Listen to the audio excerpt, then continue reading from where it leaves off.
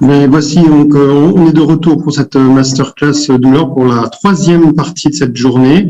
Donc, vous avez compris que la première partie, c'était quel est l'existant, donc qu'est-ce qui a été préconisé depuis les dernières RFE de 2010, faire la base. La deuxième partie, c'était sur un protocole, comment aider les différentes personnes d'un service à faire le protocole. Et maintenant, la troisième partie, ça va être plutôt sur les nouveautés qu'il y a en analgésie sédation depuis donc une douzaine d'années que les RFE ont été publiés. Est-ce qu'il y a des choses nouvelles? Est-ce que on peut s'adapter dans nos différents services en termes d'organisationnel, en termes médicamenteux et en termes de voie d'abord des médicaments? Parce qu'on s'aperçoit que sur donc ces 12 dernières années, il y a un certain nombre de chercheurs, d'urgentistes dans le monde qui se sont intéressés à l'administration des médicaments et à explorer différentes voies analgésiques qui pourraient répondre à certaines questions qu'on se pose tous en termes de délai de prise en charge, de facilité d'administration, etc. Donc, je vais passer la parole rapidement donc à Charles qui va faire l'introduction de ces méthodes non invasives d'analgésie, et je prendrai ensuite la suite sur la voie intranasale et la voie nébulisée, et ensuite, comme à chaque fois, il y aura une période de questions-réponses.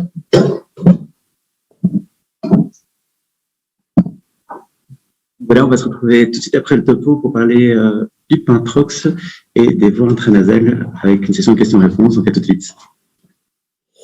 Alors maintenant, on va vous présenter les voies antalgiques non invasives avec Fabien. On n'a toujours pas de conflit d'intérêt. Alors pourquoi s'intéresser aux voies antalgiques non invasives? Je pense que quiconque d'entre vous a déjà fait de l'extrait hospitalier, c'est que parfois les accès veineux sont extrêmement compliqués, ou que la morphologie du patient, notamment si c'est des enfants, peut s'avérer extrêmement compliquée. On sait que dans les urgences réelles, il y a 17% uniquement de réussite pour mettre une voie veineuse périphérique dès le premier essai chez les enfants. Les premiers s'être intéressés aux voies antalgiques non invasives, ce sont ceux qui travaillent dans les milieux les plus périlleux, donc les urgentistes de haute montagne, notamment parce que mettre une voie veineuse périphérique lorsqu'on est à flanc de montagne est extrêmement compliqué, bien entendu, ou parce que le foie extrême peut faire geler, comme vous voyez sur l'image de droite, les perfusions. En dehors des problèmes techniques, il y a aussi les problèmes logistiques, puisqu'on sait que les voies non invasives sont moins chronophages que mettre une voie veineuse périphérique. Et c'est d'autant plus important qu'on se rend compte que, en 20 ans, le nombre de consultations aux urgences a doublé. Si on prend l'exemple du CHU de Nice, on se rend compte qu'en 2018, il y a eu 96 000 passages. Et si on se reporte à l'étude Palier, qui était un audit fait en 2010 sur 11 services d'urgence, qui avait inclus 1300 patients, on voit qu'il y a environ un tiers des patients en salle d'urgence qui ont une douleur sévère, c'est-à-dire une échelle numérique supérieure ou égale à 6. Et ça, c'est démontré dans des nouvelles études. On arrive en général à un tiers de patients qui sont avec une douleur sévère. Et si on suit les recommandations de 2010 dont on a parlé tantôt, c'est simple. Il faut titrer la morphine chez ces patients-là. Et donc, ça veut dire quoi? Ça veut dire qu'il faut environ 80 titrations par jour au CHU de Nice. Or, une titration, ça prend du temps. Si on prend cette étude de 2008, ils se rendaient compte que le nombre de bolus nécessaires pour avoir une antalgie correcte par une titration morphinique, prenait 15 minutes. Donc, si vous avez 80 titrations de morphine par jour, qui vous prend 15 minutes, ça veut dire qu'il faudrait une infirmière qui, 20 heures par jour, soit dédiée uniquement à la titration morphinique pour pouvoir soulager correctement nos patients.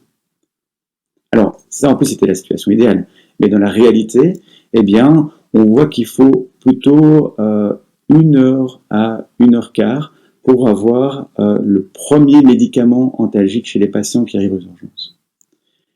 Et donc voici, c'est simple, on a envie d'avoir une solution pour pouvoir antalgier nos patients qui soit moins chronophage et plus facile. On va être novateur. On va essayer de nouvelles techniques. Alors, une des premières techniques toutes simples, c'est juste de réaliser des protocoles anticipés la douleur en zone de tri. Alors, vous allez me dire, bon, super. C'est pas si intéressant. Parce que si vous regardez cette jolie étude qui a été faite en 2008, où il comparait une titration morphinique avec l'oxycodone Péros vous remarquez qu'à 10 et 20 minutes, eh bien, la voie intraveineuse de morphine est gagnante. On a une meilleure antalgie chez les patients qu'avec le Péros. Par contre, après 30 et 40 minutes, il n'y a plus de différence entre le groupe qui reçoit de la morphine en intraveineux et le patient qui reçoit de l'oxycodone Péros. Or, on se rend compte que le temps nécessaire entre l'arrivée du patient et le moment où la titration morphinique va commencer, il faut en moyenne 28 minutes. Donc, le temps qu'on commence la titration morphinique, votre oxycodone aura eu le temps d'agir et sera aussi efficace que la morphine intraveineuse. Donc là, on insiste très fort, mais vous en avez beaucoup parlé sur l'heure de midi, et sur les protocoles anticipés de la douleur. Ça en vaut la peine. Une autre possibilité, c'est le méthoxyflurane. Alors, clairement, ça c'est le nouveau gaz dont on a parlé ces dernières années. Alors, c'est un éther halogéné qui est connu depuis les années 60, qui a d'abord été utilisé en anesthésie, et puis ils se sont rendus compte que dès les années 66, qu'il y avait une néphrotoxicité en post-opératoire. Ils les ont arrêtés dans les années 70, et vers 75, eh bien, les paramédicaux en extra-hospitalier en Australie et en Nouvelle-Zélande vont commencer à utiliser un petit dispositif, que vous voyez ici à droite, de Pintrox, à des doses analgésiques et plus anesthésiques. Alors c'est très simple, vous avez le petit flacon, vous voyez à côté du dispositif, que vous versez dans le petit tube vert, et ensuite votre patient va inhaler le méthoxyflurane. Alors c'est une diffusion très très rapide au niveau des poumons, puis ensuite ça se transporte au niveau des circulations sanguines pour diffuser dans les tissus lipidiques, dans lesquels il va rester quelques jours. Le patient, quand il va rejeter, donc il va expirer, eh bien, le reste de méthoxyflurane, environ 40%, va se retrouver dans la petite chambre au-dessus qui contient du charbon, qui va éviter que les gens qui sont autour reçoivent du méthoxyflurane. Et là, vous voyez en bas, mais on ne voit pas très très bien, mais il est possible également d'augmenter la dose reçue par le patient s'il est très algique en bouchant la partie supérieure du dispositif. Comme ça, la dose est plus importante et le patient est mieux soulagé. Alors vous allez me dire, oui, mais c'est super chouette, mais bon, moi, j'ai pas très envie que mon patient ait une insuffisance rénale. D'où provient l'insuffisance rénale? C'est lié à la métabolisation du foie qui va provoquer une déchloration et une haute déméthylation et qui va donner deux composés qui sont embêtants pour les reins, l'ion fluorure libre et l'acide oxalique. Et tous les deux ont un effet néphrotoxique.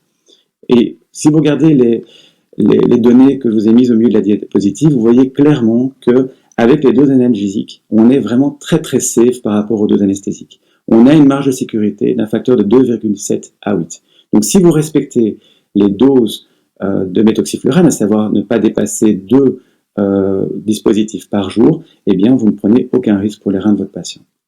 Surtout que c'est vachement intéressant parce que en fait, le méthoxyflurane va agir en 4 minutes, il va couvrir 30 minutes à 1 heure, et donc c'est clairement une zone dans laquelle on est assez mauvais, on n'a pas grand-chose qui, entre 0 et 30 minutes, agit rapidement.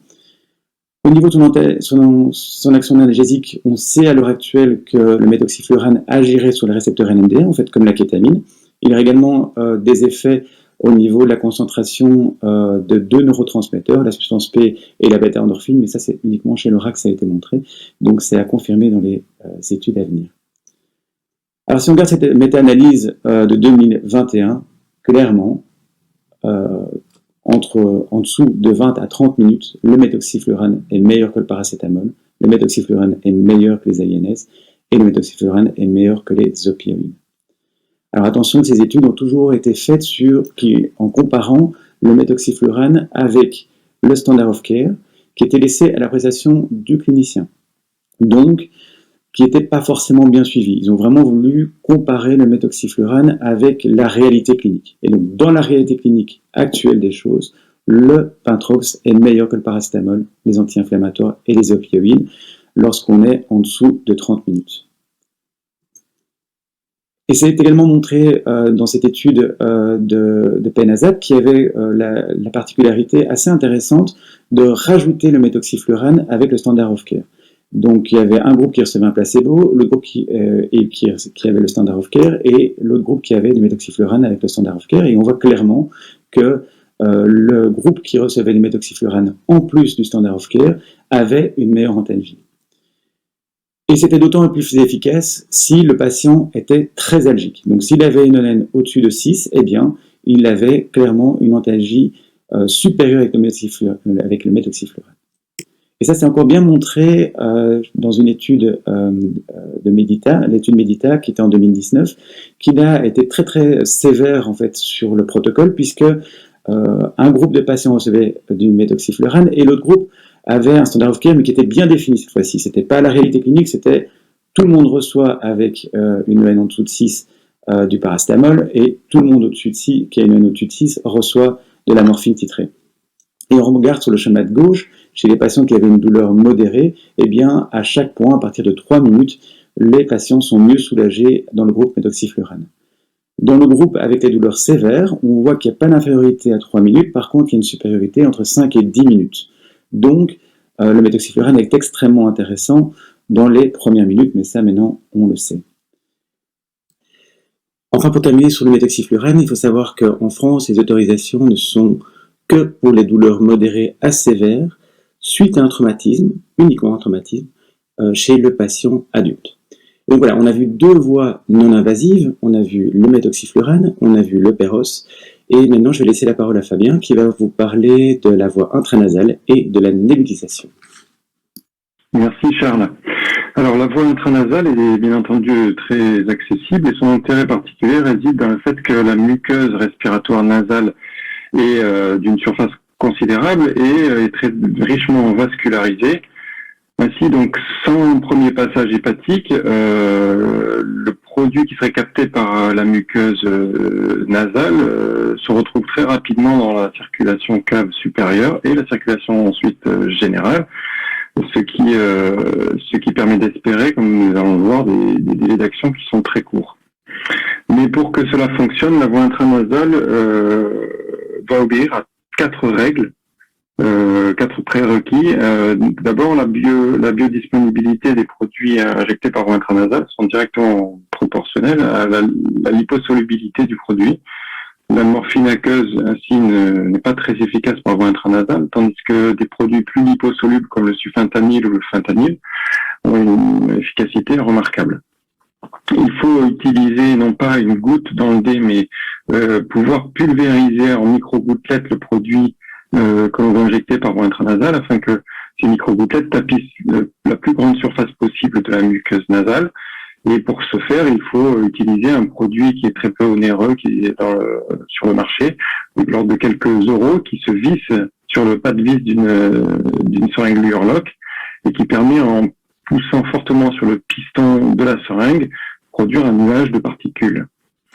Et donc, les concentrations plasmatiques ainsi obtenues sont nettement supérieures que lorsqu'on utilise une simple goutte dans le nez. Troisième règle, le volume injecté doit être faible pour ne pas saturer entièrement la capacité d'absorption de la muqueuse nasale. Et donc, 0,5 ml par narine, c'est un maximum.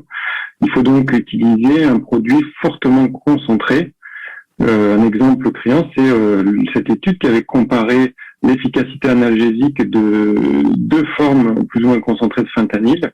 En rouge, notre fentanyl standard, accessible en France. En bleu, le fentanyl superdosé à 300 gamma par millilitre, qui est accessible en Australie, par exemple. Eh bien, on voit que dans cette étude, au-dessus de 50 kg de poids corporel, le fentanyl standard à 50 gamma par millilitre est beaucoup moins efficace, tout simplement parce que le volume est trop important dans ce cas-là et la moitié du produit recraché ou avalé est donc moins efficace. Voilà, le fentanyl intranasal en seul analgésique en dose unique par voie intranasale est à réserver plutôt au poids corporel de moins de 50 kg. La cavité nasale doit être vide, évidemment, et les vasoconstricteurs diminuent l'efficacité logiquement puisque la muqueuse nasale est moins richement vascularisée, captera moins de produits. Alors, les pionniers en la matière sont clairement les pédiatres australiens qui, en 2007, ont publié une étude qui montre pas de différence significative en termes de diminution des scores de douleur en fonction du temps, que les enfants aient été traités par une titration fentanyl intranasale ou une titration par de la morphine en intraveineux. L'avantage certain, c'est que dans le cas de la titration au fentanyl intranasale, il n'y a pas de nécessité de recourir à la voie veineuse qui est particulièrement traumatisante et chronophage. Donc un avantage certain et donc une efficacité analgésique similaire et un profil de sécurité également similaire puisque tous les patients de l'étude étaient scopés et n'avaient pas montré de problèmes respiratoires notamment. S'ensuit dans la littérature un certain nombre d'études qui confirment effectivement que dès l'instant où on met en place un protocole d'analgésie par voie intranasale pour l'enfant dans les urgences pédiatriques, on a beaucoup moins recours à la voie veineuse pour l'analgésie et on analgésie plus vite les patients effectivement. Dès l'instant où c'est prescrit, l'analgésie intranasale elle est rapidement faite puisqu'elle est très rapidement administrable. Pour des doses même élevées de fentanyl intranasal supérieures à 100 gamma, vous voyez cette grosse étude sur un certain nombre d'enfants, aucun n'avait eu besoin d'une réversion par naloxone ou de support ventilatoire, ce qui rassure quand même bien sur la sécurité clinique du fentanyl intranasal chez l'enfant. Alors je ne vais pas vous faire toute la revue de la littérature qui serait très longue, mais donc, il y a beaucoup d'études effectivement chez l'enfant pour de l'analgésie par fentanyl essentiellement intranasal qui montrent que, comme le dit cet édito, que ça a été une sorte de révolution et ça a été en tout cas un des plus gros changements sur les dernières années dans la prise en charge analgésique de l'enfant.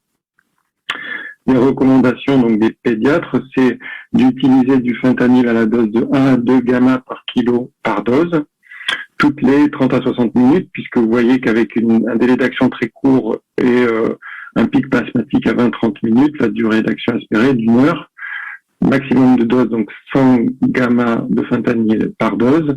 Donc dans les recommandations, c'est pour bien entendu traiter la douleur sévère, mais également la douleur modérée à sévère, car particulièrement chez l'enfant où l'accès veineux est souvent difficile, chronophage et traumatisant pour l'enfant, même pour donc de la douleur modérée à sévère, le fentanyl intranasal est à recommander. Ainsi, on peut imaginer que le chemin clinique de l'enfant qui présente une douleur sévère d'origine traumatique soit ainsi du fentanyl intranasal en zone de tri. Il agit rapidement, il permet donc d'envoyer le patient directement à la radiographie et ensuite de le ramener en zone de soins et de faire le soin orthopédique douloureux tel qu'une réduction de fracture et son immobilisation plâtrée sous Méopa, ce qui veut dire donc à aucun moment ne poser la perfusion. C'est une grosse plus-value très certainement chez l'enfant. La kétamine intranasale fonctionne bien aussi chez l'enfant. C'est montré dans une première étude qui comparait donc la kétamine à 1 mg par kilo par voie intranasale au fentanyl par voie intranasale à 1,5 gamma par kilo. Il faut savoir tout de même que la kétamine procure un petit peu plus d'effets indésirables mineurs que le fentanyl intranasal. Ce sont de l'ordre donc ce sont des vertiges, des sensations de fatigue, des sensations ébrieuses, mais en aucun cas ce sont des événements indésirables graves. Ceci dit, les auteurs concluaient qu'il y avait donc près de 2 fois plus d'effets indésirables dans le groupe kétamine, ce qui nécessitait une étude de non-infériorité qui a été faite et qui a été publiée dans le JAMA pédiatrique en 2018. Donc, il comparait en direct l'intranasal de kétamine 1,5 mg par kilo au fentanyl intranasal à 2 gamma par kilo pour réduire donc la douleur modérée à sévère chez l'enfant qui avait une douleur traumatique. La non-infériorité effectivement est prouvée. Les événements indésirables mineurs que nous avons parlé sous kétamine intranasale sont effectivement plus importants que dans le groupe fentanyl intranasal, mais disparaissent relativement rapidement dans le temps. Et la conclusion des auteurs, c'est l'idée de se dire, alors en tout cas, si on utilise la kétamine par voie intranasale, comme on sait que la kétamine n'est pas du tout dépresseur respiratoire, on n'a aucune arrière-pensée derrière si on doit utiliser une sédation procédurale chez l'enfant, notamment au propofol. Et ainsi, donc le chemin clinique serait un petit peu modifié dans ce cas-là. Si on a besoin d'une sédation procédurale au propofol, il faudra mieux utiliser de la kétamine intranasale qui a l'avantage de ne pas être dépresseur respiratoire, alors que si on avait utilisé du fentanyl intranasal et ensuite du propofol, vous savez que l'association opiacé-propofol est quand même beaucoup pourvoyeuse de dépression respiratoire. Chez l'adulte, on l'a vu tout à l'heure, au-dessus de 50 kg de poids corporel, le fentanyl intranasal ne fonctionne pas très bien. Et c'est de même pour la kétamine intranasale. Donc c'est peu efficace en bolus unique chez l'adulte pour des raisons de volume trop important, car le poids est trop important. Mais en dose fractionnée titrée, pas d'étude encore, mais ça peut tout à fait être envisageable, hein, c'est-à-dire au lieu de donner un seul bolus intranasal qui serait trop important en termes de volume, on peut peut-être fractionner dans le temps ce volume.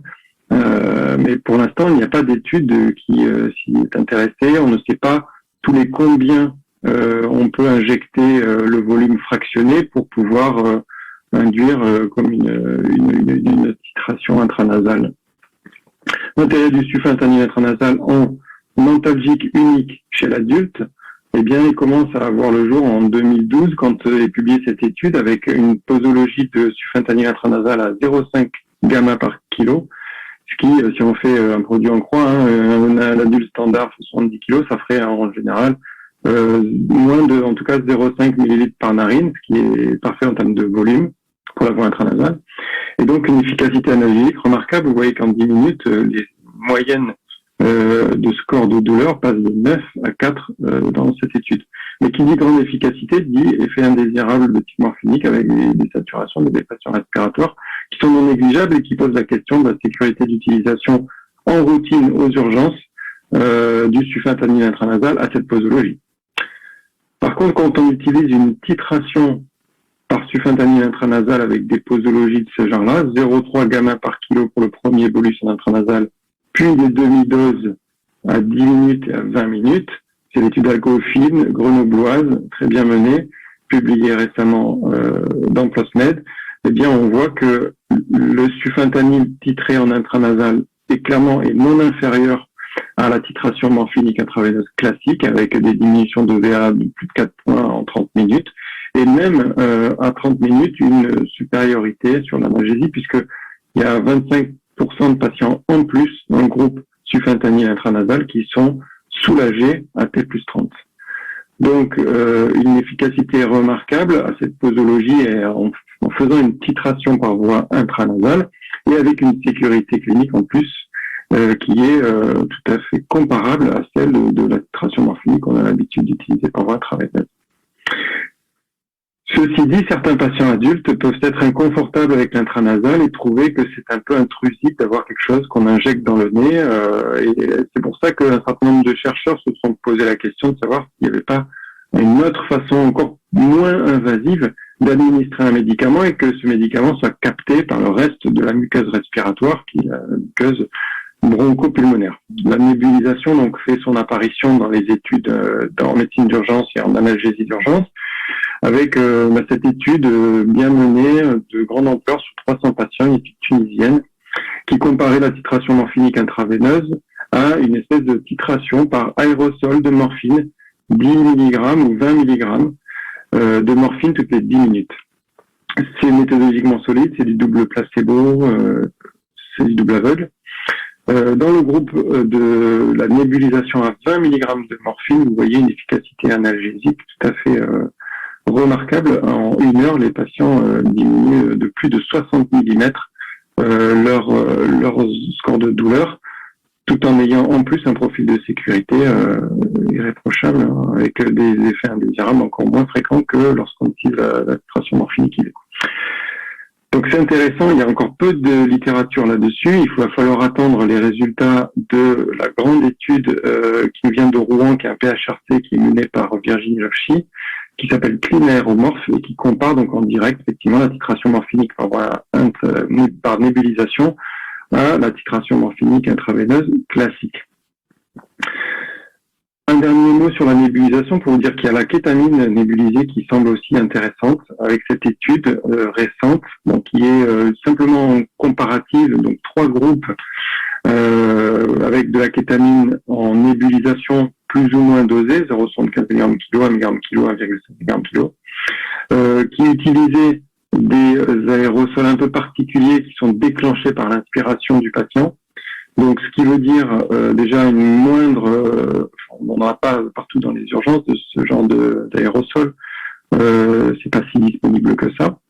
Et puis, ça a l'avantage au moins de ne pas mettre du produit dans toute la pièce, alors que quand on fait un aérosol standard aux urgences, on voit bien qu'il y a de la fumée qui sort de l'aérosol en permanence, que le patient il inspire ou expire. Donc, ce qui pose le problème de l'exposition des professionnels aux alentours aux produits nébulisés. En tout cas, cette étude montre une efficacité analgésique qui est tout à fait remarquable et qui, en plus d'être importante, moins de 4 points de diminution de score de douleur en 30 minutes, cette efficacité analgésique semble perdurer dans le temps avec des patients encore efficacement analgésiés 2 heures après la nébulisation. Donc, ce qui est particulièrement intéressant, et d'autant plus que les effets indésirables que l'on peut craindre sous kétamine de type psychodysliptique, fatigue, vertige, etc., qu'on sait être relativement fréquent quand on utilise la kétamine à petite dose, la kétamine low dose par voie intraveineuse, et bien là, par voie nébulisée, ces effets indésirables sont peu fréquents, de l'ordre de 25%. Et en tout cas, aucune agitation ou hallucination n'a été rapportée dans cette étude. Donc c'est intéressant, mais encore peu d'études, effectivement. Il va falloir confirmer tout ça par d'autres études de plus grande envergure. Donc en conclusion aux urgences, il faut bien entendu toujours réaffirmer l'importance de la titration morphinique intraveineuse pour la douleur aiguë sévère. C'est le gold standard, mais il faut connaître ses contraintes et l'inscrire dans un arsenal thérapeutique plus étoffé, compte tenu des études récentes sur les voies non invasives. Il faut s'adapter au flux de patients qui augmente sans cesse, donc être novateur. C'est l'idée des protocoles qu'a présenté Charles tout à l'heure avec les analgésiques facilement administrés, comme les morphiniques perros dans le cadre des protocoles antidouleurs, le méthoxyflurane.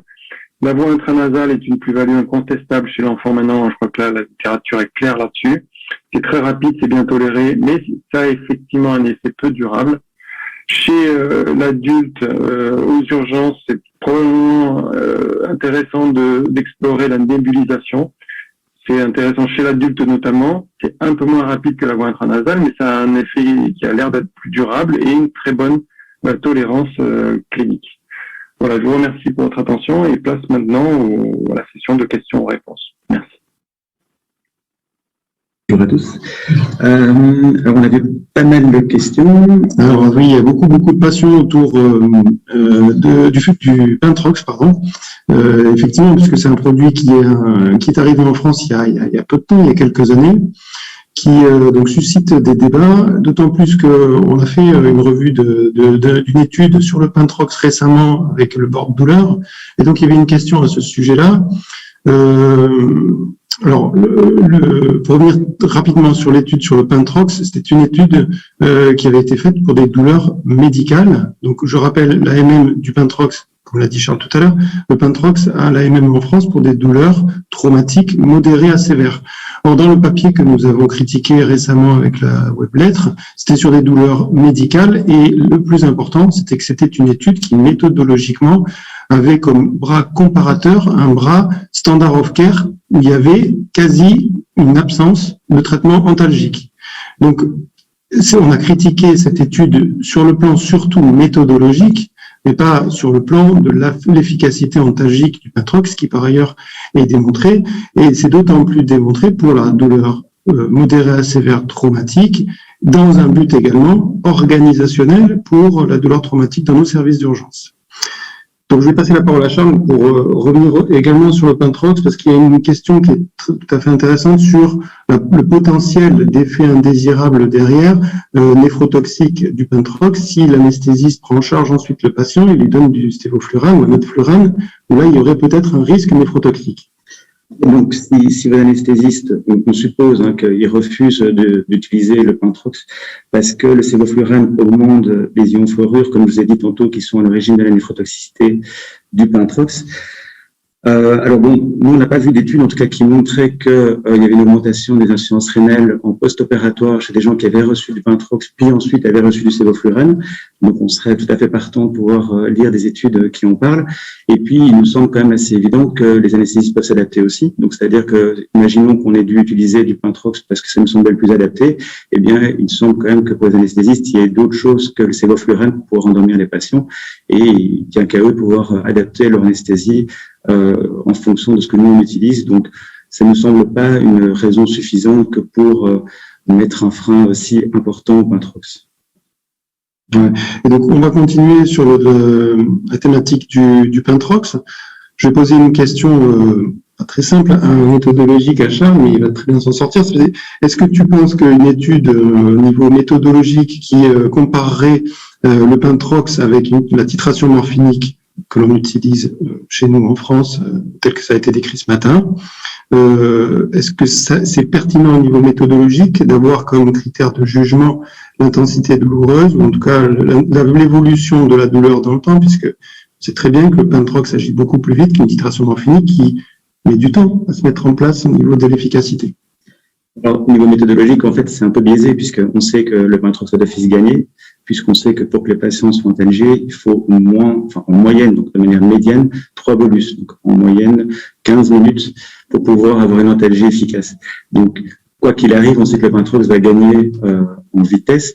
Donc, au niveau méthodologique, c'est pas le plus intéressant. Finalement, ce qui nous intéresse le plus, c'est de se dire, bon, quelle est la place du Pentrox? Est-ce qu'elle est là pour agir vite à un moment où on n'a pas d'autre solution, ou est-ce qu'elle est là pour remplacer les autres? Et ça, c'est peut-être plus discutable. L'idée, c'est plus, voilà, on a 30 minutes dans lesquelles on n'a pas beaucoup d'effets, et bien, utilisons le Pentrox, et si nécessaire, on pourra passer une autre molécule avec une plus longue durée d'action et qui sera éventuellement plus puissant. Voilà, donc c'est ça. Ce qui est certain, c'est que pour l'instant, à l'état actuel des choses, c'est l'utilisation du Pentrox comme nous l'avons développé un petit peu partout en France dans nos services d'urgence. C'est pour répondre à la question comment analgésier rapidement le patient pour aller à la radio quand il a une douleur modérée à sévère, traumatique. Ça, le Pentrox répond bien. Et il répond bien aussi en co-analgésie qu'on a vu avec l'étude Penazap. Mais voilà, le débat reste ouvert sur d'éventuelles autres études avec cette fois-ci un bon standard of care, c'est-à-dire un bon bras comparateur et pas juste utiliser le Pentrox pour pallier à d'autres choses qui ne sont pas faites, comme une titration morphinique qui ne serait pas faite, etc. Dernière question, je pense, sur le Pentrox, parce que ça avait été posé aussi, je crois, ce matin, pour éventuellement la sédation procédurale sous Pentrox, de patients qui seraient âgés, qui seraient fragiles et qui pourraient ne pas bien tolérer au niveau cardio-respiratoire une sédation procédurale, propofol par exemple. Est-ce que tu as connaissance d'études sur donc le Pentrox chez la personne âgée en sédation procédurale? Est-ce que tu peux en dire un petit mot? Il y a une étude pour l'instant qui a regardé le Pentrox pour les luxations d'épaule, qui avait inclus 82 patients, mais pas spécialement des patients âgés, donc je ne peux pas répondre spécifiquement pour les patients âgés. L'idée de l'étude était de voir si ça marchait. D'abord, est-ce qu'on arrivait à réduire les épaules des patients par rapport à ceux qui recevaient du propofol. Donc, on arrivait quand même à réduire les épaules dans 80% des cas, donc ce qui est quand même pas mal. Et ce qui était assez intéressant, c'était surtout le temps que le patient avait pour rester dans le service. Et donc, on était à 30 minutes pour le Pentrox et 70 minutes pour les gens qui avaient du propofol. Donc, on avait un gain de temps organisationnel qui était intéressant. Alors, est-ce que le Pentrox pourra être suffisant pour des sédations plus douloureuses comme des protocoles, par exemple? J'ai des doutes. Mais par contre, pour des actes peu douloureux comme la luxation d'épaule, je pense que c'est intéressant à regarder. D'accord. On a dit 15 secondes pour terminer la question-réponse. Alors, je pense qu'il faut qu'on revienne rapidement sur l'intranasal. Il y a plusieurs questions sur Oramorph en protocole anticipé chez l'enfant versus fentanyl intranasal. Qu'est-ce qu'on fait? Qu'est-ce qu'il faut privilégier? La réponse pour le moment, c'est que l'Oramorph a la MM chez l'enfant dans la douleur aiguë, et que pour l'instant, le fentanyl intranasal ne l'a pas. Donc, on vous a présenté un certain nombre d'innovations et de techniques non invasives d'administration des médicaments qui, pour nous, répondent à un certain nombre de questions et sont très intéressantes sur le plan de la nociception et de l'analgésie non invasive.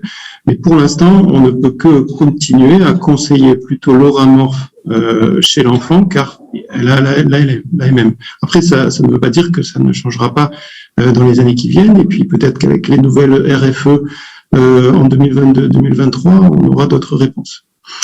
Voilà, écoutez, merci, ça a été très intéressant au niveau des échanges. On va passer à la suite avec Virginie qui va modérer la session suivante. Merci. Juste un propos introductif, parce qu'il ne faut pas qu'on prenne trop de retard. Tout ça pour vous dire qu'on a parlé des innovations techniques, médicamenteuses, et je crois que ce qui est très important, vous l'avez compris, c'est de les positionner au bon endroit sur le plan organisationnel.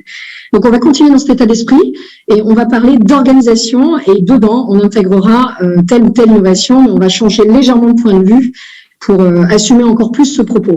Voilà, c'est parti pour la suite. Carla Depino Texera sur l'IOA. Vous attendez tous sûrement ce topo et l'ALR avec Mathieu Violo. Voilà, c'est parti pour la suite.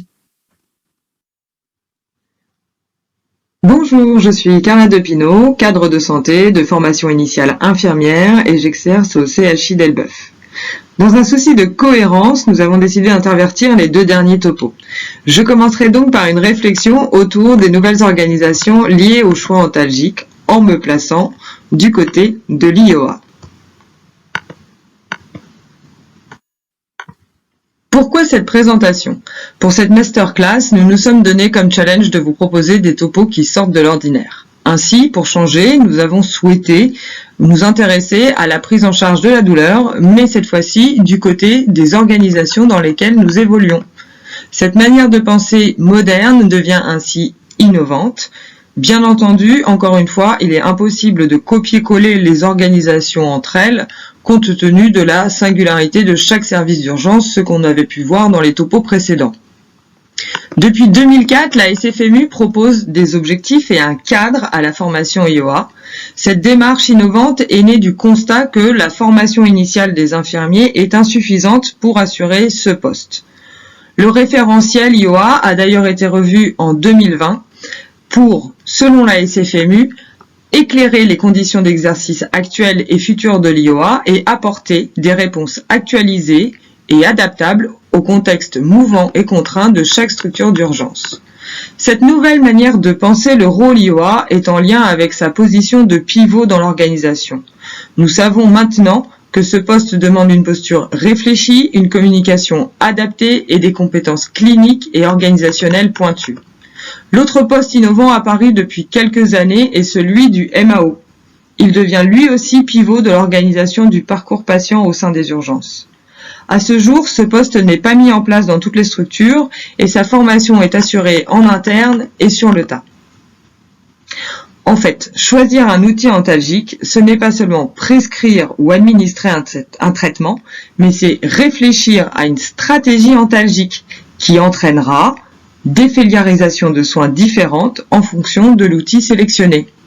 Et c'est cette manière de penser moderne que nous souhaitons poursuivre dans ce topo.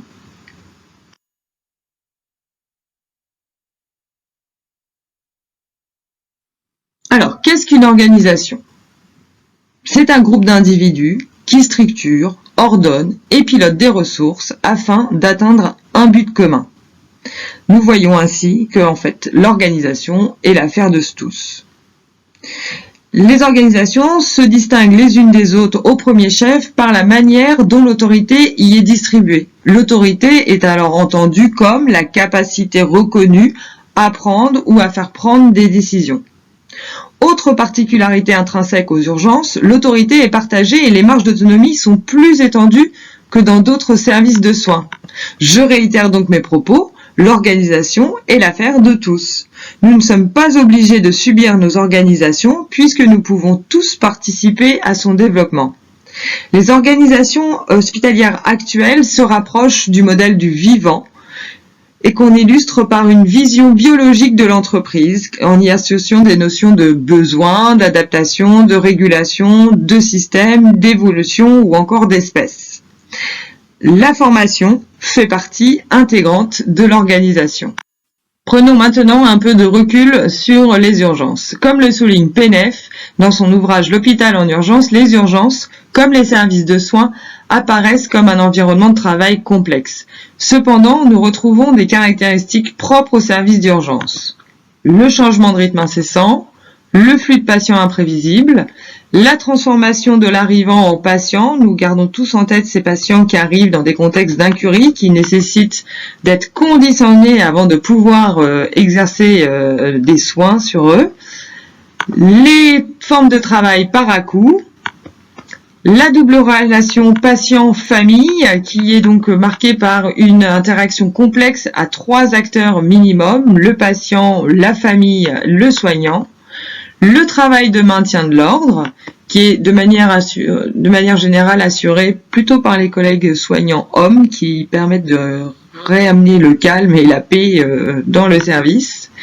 Et nous retiendrons également le fort lien d'interdépendance professionnelle présente au sein de nos services qui est en fait lié à la multitude d'acteurs qui évoluent au sein d'un même environnement de travail.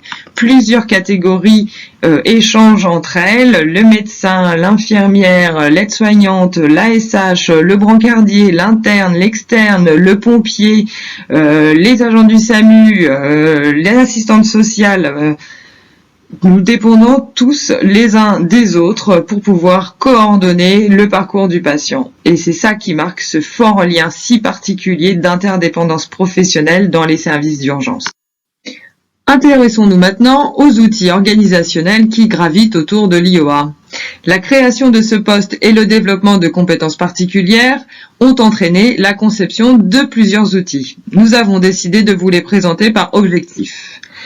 Un premier objectif pourrait être celui de fluidifier le parcours. Donc, le parcours patient, le poste MAO, les binômes clés IOA, MAO, MAO, cadre de flux quand elle existe, la mise en place progressive de la French, puisque la douleur devient un critère de priorisation du patient, raccourcir les délais, un autre objectif, avec la formalisation de circuits courts, des protocoles de coopération professionnelle, et un autre qui pourrait être celui de développer les compétences organisationnelles, bien sûr qui s'appuie sur un projet de service, la mise en place d'une politique de formation et qui est lié au binôme chef de service cadre. J'ai positionné l'IPA sur cette diapo, nous n'avons pas encore assez de recul, mais cette IPA pourrait bien sûr jouer dans les différents objectifs en fonction de comment elle sera mise en place dans le service d'urgence.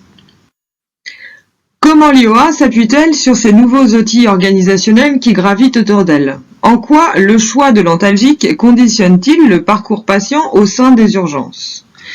L'IOA, en binôme avec le MAO, lorsqu'il est présent dans la structure, impulse la stratégie antalgique dès l'accueil du patient. La grille de score French intègre la douleur et permet aussi la priorisation du patient. En fait, choisir un antalgique, c'est concrètement avoir un impact sur le parcours du patient en aval. Nous pouvons voir qu'en fait, en fonction de l'antalgique que l'IOA va choisir, des filières de soins vont se dessiner. Pour exemple, sur la douleur sévère, qui va nécessiter de la morphine IV, une sédation procédurale, pour les luxations par exemple, ou des ALR, il y a besoin de créer vraiment des circuits dédiés, puisque on va plutôt prioriser un circuit couché, qui va nécessiter d'avoir du coup un box allongé, et d'avoir un collègue soignant qui va pouvoir surveiller ce patient. À l'inverse, pour les morphines Perros ou inhalées, on va plutôt rester en ambulatoire. Si elle choisit un paracétamol sublingual, l'avantage c'est qu'il n'y a pas besoin d'eau, qu'on peut le donner en systématique, qu'il n'y a pas surveillance en aval, mais par contre que l'accès au soulagement va être beaucoup plus long pour le patient. Le Pintrox, pour une radio sans douleur en ambulatoire, ça c'était le rêve de l'industrie. Par contre, on a bien pu voir qu'on n'y était pas tout à fait encore. Mais l'IOA peut aussi choisir comme stratégie de ne pas donner d'antalgique pour qu'en fait le patient soit vu rapidement, conditionné rapidement et pris en charge plus rapidement. Nous voyons ainsi que le fait de choisir de ne pas administrer d'antalgique devient aussi une stratégie pour accélérer la prise en charge du patient. Comme Fabien nous l'a illustré précédemment, l'antalgie permet donc de fluidifier le parcours patient. Vous voyez bien que le labyrinthe est traversé par une flèche et du coup le parcours est beaucoup plus rapide. Sans oublier l'obsession de l'industrie pharmaceutique pour penser les organisations de prise en charge de la douleur autour de médicaments et de son délai d'action. C'est pourquoi nous sommes convaincus que la stratégie antalgique s'appuie certes sur les traitements sélectionnés, mais aussi sur les ressources disponibles dans notre environnement de travail. Aujourd'hui, afin de faire face aux changements incessants et de répondre aux besoins de la population accueillie aux urgences, il nous paraît indispensable d'acquérir des compétences organisationnelles afin de passer de la position de prescription administration dentalgique à celle de stratégie antalgique. Cependant, dans notre quotidien, nous sommes souvent confrontés à certaines limites ou obstacles organisationnels. C'est pourquoi il est nécessaire de revoir nos organisations en tenant compte de ceux-ci et de les identifier. L'architecture des locaux, par exemple, les budgets dédiés à la formation et au matériel, les ressources humaines, le manque de cohérence managériale, les ressources matérielles inadaptées, ou encore les égos, qui bien souvent sont plutôt forts du côté médical et qui peuvent réellement entraver la mise en place de nouvelles organisations. Après avoir identifié les obstacles ou les limites à notre propre organisation, on peut donc s'appuyer sur des outils pour faciliter cette performance organisationnelle. En tout premier lieu, la communication et la gestion par projet, qui commence par la rédaction d'un projet de service et, dans un monde idéal, un projet managérial cadre chef de service permettant de donner à l'organisation des lignes directrices communes, médicales et paramédicales. La nécessité aussi de mettre en place une politique de formation et de s'investir dans l'accompagnement des étudiants, qu'ils soient infirmiers, externes, internes, élèves aides-soignants, afin de développer chez eux des compétences organisationnelles dès le cursus initial. On peut aussi s'appuyer sur l'étude de l'interaction entre le sujet et son environnement de travail et notamment des ressources matérielles à disposition. Ainsi, on peut se poser la question sur les différentes ressources matérielles disponibles et sur leur utilisation, quand elles ne sont pas utilisées, en essayant d'identifier pourquoi elles ne le sont pas notamment. On peut s'appuyer aussi sur les CREX, comités de retour d'expérience, qui permettent à travers l'analyse d'événements indésirables de mettre en lumière certains dysfonctionnements.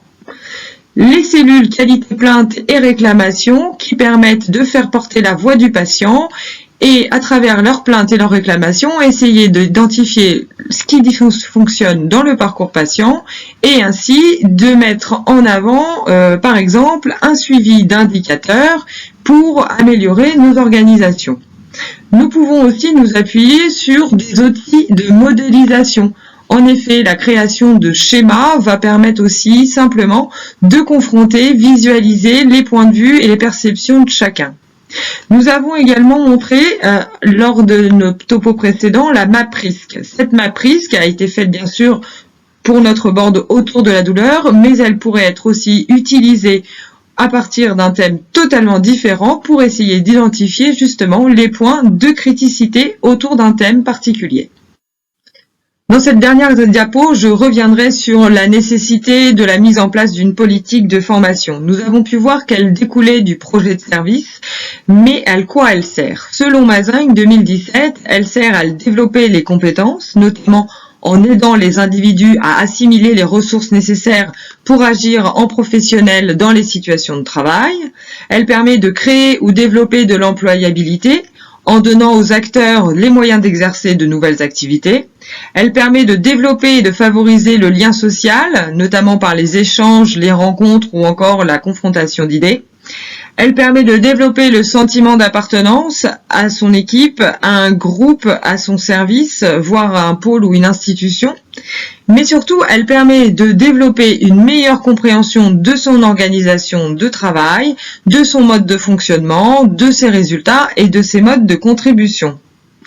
Attention cependant, il ne faut pas se fier qu'à son expérience professionnelle pour décider les changements. En effet, pour savoir agir avec compétence en situation, il faut savoir pouvoir combiner les ressources internes et les ressources externes fournies par notre organisation. Ainsi, lorsque les ressources internes et externes ne sont plus en adéquation, le sujet peut devenir incompétent.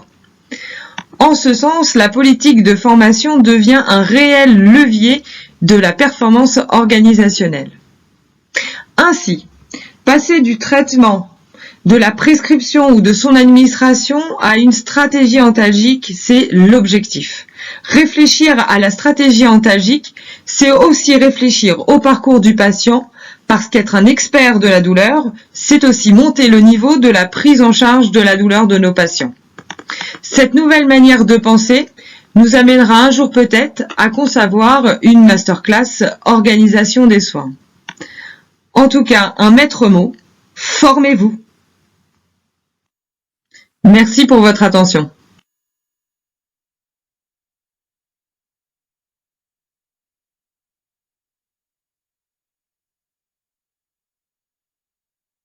Bonjour à tous, Mathieu Violo, médecin urgentiste à Niort. Je vais vous parler donc d'anesthésie loco-régionale, mais sur l'aspect non technique, plutôt sur l'aspect organisationnel, puisqu'il y a 8 ans, on s'est lancé dans une aventure assez palpitante et humainement et collectivement passionnante. C'est le choix de l'anesthésie loco-régionale, de la mise en place d'une filière avec les anesthésistes pour le bénéfice et l'optimisation de l'analgésique des patients, des urgences.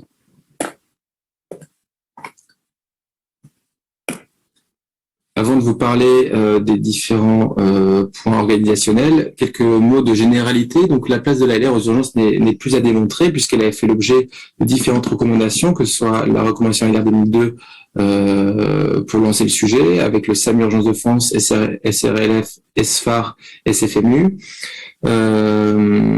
et renforcée par l'analgésédation en 2010, et puis dernièrement en 2016 pour le caractère sécuritaire avec l'écoguidance, l'éco-repérage, avec cette RFE de l'échographie aux urgences.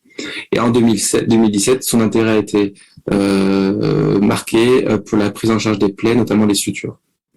Il faut savoir que sur le terrain, l'approche médicamenteuse a toutes ses limites. Une approche médicamenteuse exclusive peut porter des problématiques de complications liées à la iatrogénie, notamment chez les patients âgés. On va de plus en plus se focaliser sur l'épargne morphinique pour éviter les pathologies de type confusiogène ou de délirium. Les problématiques de polymédication avec des risques d'interaction médicamenteuse, et un nouveau concept qui apparaît progressivement dans nos structures, c'est cette douleur provoquée par les soins, douleur exacerbée lors de la mobilisation, le brancardage et les soins des patients des urgences, avec une insuffisance analgésique du médicament qui renforce la place de l'antalgie multimodale dans nos structures.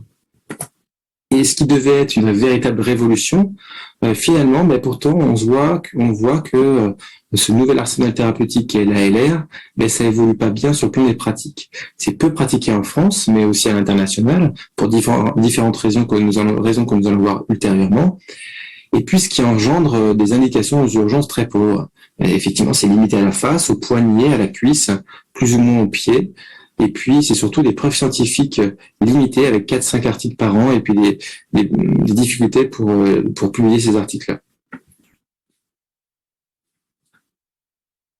Et dans un monde idéal, effectivement, l'ALR devrait être réalisée quotidiennement avec effectivement un temps indispensable anamnestique et d'examen clinique nécessaire pour enlever le risque des contre-indications, un binôme disponible médical et paramédical pour assurer le geste, et puis une logistique indispensable que sont les aiguilles en ALR par exemple, mais aussi tous les produits anesthésiants autres que l'idocaïne.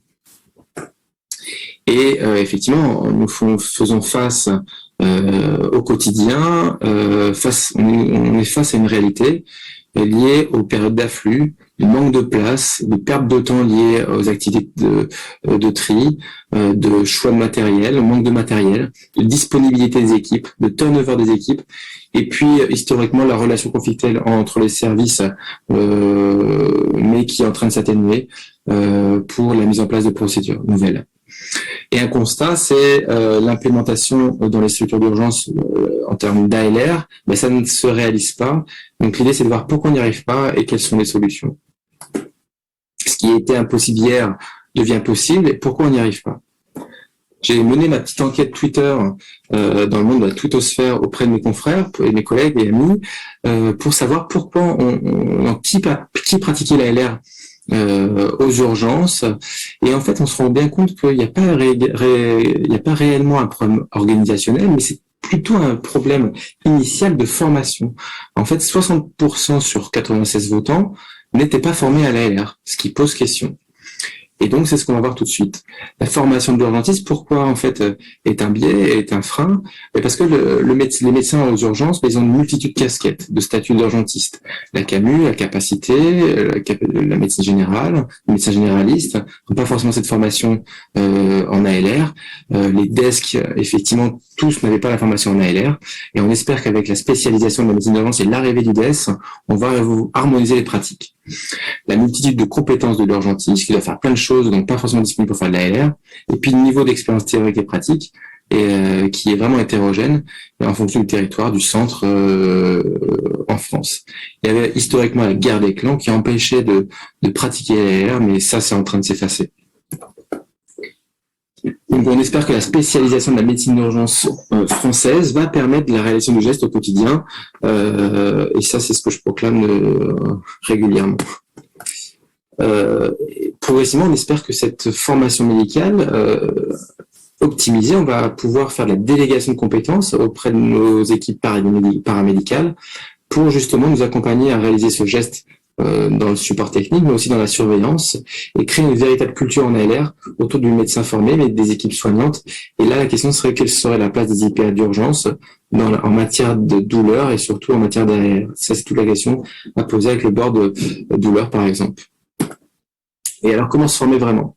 D'abord, la mise en bouche chez les congrès nationaux, régionaux, maintenant les visioconférences, soit en atelier, soit en conférence, effectivement, mais aussi la lecture et les podcasts. Et puis après, les formations officielles, soit en formation initiale avec les DES, mais aussi en formation continue avec les formations DPC, dont une qui a été lancée donc à Niort il y a 8 ans, en formation LR d'une journée, qui est véritablement intéressant, qui a un point essentiel pour la formation des équipes sur le terrain en matière d'ALR. Puis après, il y a aussi les DU et les DIU. La question, c'est de savoir est-ce que la formation d'1 an en ALR est nécessaire pour faire le geste. Tout est la question. Au bloc opératoire aussi, avec des formations théoriques mais aussi pratiques et surtout un tutorat des personnes expertes. Ça, c'est la phase d'initiation. 30 blocs sont nécessaires pour avoir un taux de succès élevé. 5 à 10 blocs sont recommandés par site. Et pour la réalisation fine du geste avec l'éco-guidance et l'éco-repérage, il faut à peu près 4 à 6 essais. Et pour la phase de perfectionnement, c'est au quotidien, au bloc opératoire ou dans nos services, avec un tutorat. Et une troisième phase qui est la phase d'expertise, avec réalisation et l'entretien du geste, soit en stage spécifique, soit dans des blocs, soit au bloc, soit dans des services qui sont rompus à ce geste-là, en laboratoire de simulation par exemple. Et donc ici, l'idée c'est de développer des projets parallèles pour avoir d'autres sites en médecine d'urgence accessibles à l'ALR. L'environnement de l'urgence est un problème, mais pas véritablement pour les équipes qui sont aptes à faire face à l'environnement hostile, mais peut freiner la réalisation de leurs gestes, notamment en pré-hospitalier, avec un milieu hostile, en termes de lieu, de temporalité, de nombreuses victimes, les difficultés d'accès de positionnement, les problèmes d'asepsie, de matériel inadapté. Je vous passerai l'exemple il y a plusieurs années, donc pour faire un bloc en pré-hospitalier, on m'avait donné une aiguille APL pour réaliser un bloc iliofacial. Le service d'accueil des urgences, avec des locaux inadaptés, du matériel indisponible, des ressources humaines indisponibles surtout, saturation du système, et donc un temps dédié un peu compliqué pour l'urgentiste. Et la notion même d'intervention aux urgences est facteur de complication, d'où l'importance d'avoir un cadre, et notamment des protocoles. Le patient des urgences, c'est un patient douloureux, agité, en stress, avec un interrogatoire peu fiable. Il y a une confusion, une agitation, mais aussi un examen clinique limité avec des possibilités de lésions associées, mais surtout de détresse vitale qui compromet le geste en ALR. Le terrain et l'anatomie du patient aussi peuvent gêner, notamment pour la posologie des médicaments, et puis son refus, tout simplement. l'organisation et le fonctionnement des urgences, avec des difficultés d'intégrer les nouvelles pratiques dans les services surchargés liés à cette activité de triage, de réorganisation post-Covid, de planning difficile à tenir, de temps non clinique indisponible justement pour mettre en place de nouvelles procédures, de difficultés de management dans le cadre d'épuisement des équipes, de turnover, d'intérim, et puis de difficultés de mise à disposition de nouveaux médicaments, ça aussi c'est parfois un peu compliqué, de nouveaux matériels. Et l'aspect financier est aussi un sujet, mais pas véritablement pour l'ALR, parce que ça coûte pas vraiment plus cher qu'un autre geste, et ça demande juste l'achat de nouvelles aiguilles, et après une réorganisation. Et puis l'inertie un peu administrative pour la réalisation des protocoles et sécuritaires. Donc quelles sont les solutions ? Il n'y a pas de problème, il n'y a que des solutions. L'esprit de l'homme invente ensuite le problème et il voit les problèmes partout. Et ça, c'est véritablement vrai. D'où l'importance de trouver des solutions quand on a une problématique. Et donc, les solutions, c'est celle-ci, ce que je propose. Pour implémenter dans son service l'ALR, il faut surtout créer une philosophie ALR, une création d'une culture ALR au sein du service, mais au sein même de l'établissement, avec des équipes associées. Premier point, c'est d'abord démontrer l'intérêt pour le professionnel et le patient par l'intermédiaire de formation et d'information, tout en réassurant. Faciliter sa réalisation sur le plan organisationnel et logistique avec l'organisation d'une filière, l'écriture de protocoles et d'achat de matériel spécifique. Et puis entretenir les pratiques et les projets avec la création de projets parallèles et de suivi. Et c'est ce qu'on nous allons voir prochainement. Démontrer l'intérêt pour le professionnel et le patient, c'est d'abord se baser sur les preuves scientifiques, les recommandations, les études cliniques. Il faut diffuser, informer, communiquer l'ensemble de ces datas, même avec au sein même de l'unité, mais aussi avec votre CLUD, comité de lutte antidouleur, pour justement montrer l'intérêt du geste. Et puis se baser sur la vraie vie, les cas cliniques du plus simple au plus complexe, avec vos équipes encadrantes et les équipes de terrain, notamment ici un cas simple qui était un bloc du frontal supraorbitaire réalisé sous éco-guidage, avec une plaie un peu délabrante au niveau de la région du 5-1, et donc qui a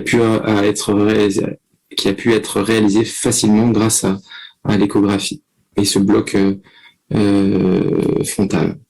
Un autre cas plus complexe, c'est le bloc fémoral au niveau bloc iliofacial dans le cas d'une fracture diaphysaire fémorale sous-prothétique et la réalisation du bloc iliofacial éco-guidé qui a permis la réalisation du geste et surtout une analgésie complète.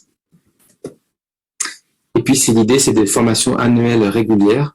Nous, on est parti du local avec des ateliers locaux, puis après formation régionale, et puis maintenant une formation nationale qu'on propose chaque année dans notre centre avec nos collègues radiologues et anesthésistes qui rejoignent régulièrement notre formation pour justement apporter leur expertise. Et puis c'est aussi la réalisation sur le plan organisationnel logistique du geste. Et je remercie Maureen Assi qui m'a accompagné, qui avait lancé vraiment une philosophie ALR il y a maintenant 15-20 ans à Niort, mais dans le monde de l'anesthésie, et qui convertissait pour la plupart ses gestes en ALR. Et donc avec lui, on a pu lancer cette filière avec une task force ALR, qui était multidisciplinaire.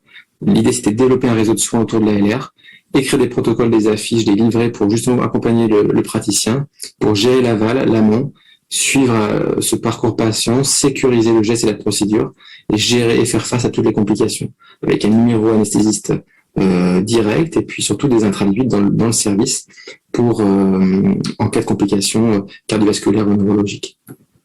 C'est aussi l'accès facilité au matériel spécifique, création de chariots ALR, kit ALR, chez les patients scopés et perfusés en fonction du site. Pour un bloc de la face, on ne va pas forcément perfuser un patient, puisque c'est considéré comme une ALR, mais c'est plutôt une ASI locale. Et puis mettre à disposition un chat de réanimation, d'échographie, mais ça, c'est pas un vrai problème. On a pris le choix d'un kit ALR plus facile à mettre en place et plus disponible et plus facile à utiliser pour le praticien. Dernièrement, c'est le troisième point, c'est l'entretien des pratiques et des projets, avec toujours cette formation annuelle, cette information au quotidien, pour faire face au turnover des équipes, avec l'idée de créer de nouveaux projets et de nouveaux référents, des staffs laboratoires pour, par exemple, connaître les nouvelles aiguilles, des aiguilles GPS, intéressantes lorsqu'on fait des éco-procédures, et la mise à disposition de matériel avec la pharmacovigilance, le matériel-vigilance, la confection de kits réguliers pour maintenir les dispositifs. Et ça, c'est un vrai sujet, puisque c'est pas facile, notamment en période ALR.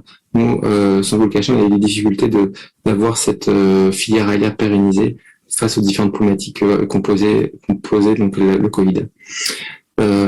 Assurer le suivi avec des RNM, des mises en place de projets parallèles pour faire face aux difficultés, aux problématiques de terrain et surtout avoir un feedback. Et un des projets que nous avions lancé juste avant la période Covid, c'était la Team Mobile ALR disponible sur le centre hospitalier avec une collaboration étroite des anesthésistes pour utiliser l'antalgie multimodale avec des blocs non accessibles à l'urgentiste. L'idée, c'était pour le bloc pour une fracture humérale, une fracture du coude, une fracture de radio-lunaire, on pouvait réaliser un bloc de membre supérieur. La péridurale thoracique, c'était aussi intéressant pour les patients polytraumatisés, comme cette vidéo-là. Le bloc sciatique, le bloc fémoral pour les personnes non formées qui n'avaient pas eu la formation, il y en a eu 3 possibilités de le faire, 3 fois la possibilité de le faire. Et la pose de cathéter périnerveux. Ici, c'est l'image d'une péridurale thoracique, donc qui a permis de traiter l'analgésie du patient chez un patient polyfracturé, mais aussi permettre une réhabilitation respiratoire. Donc l'ALR est une question d'organisation, pas essentiellement, mais surtout une question de formation, puisqu'il y a un véritable intérêt pour le monde préhospitalier, le monde hospitalier, la médecine de catastrophe de rapatriement et médicalisation, et aussi dans le milieu hostile et périlleux, notamment en secours en montagne et secours en mer. En conclusion, pour intégrer l'ALR dans vos services, c'est créer une culture en ALR par l'intermédiaire de la formation, développer un réseau de soins par l'intermédiaire de la coopération, faciliter la filière de soins par l'intermédiaire de l'organisation.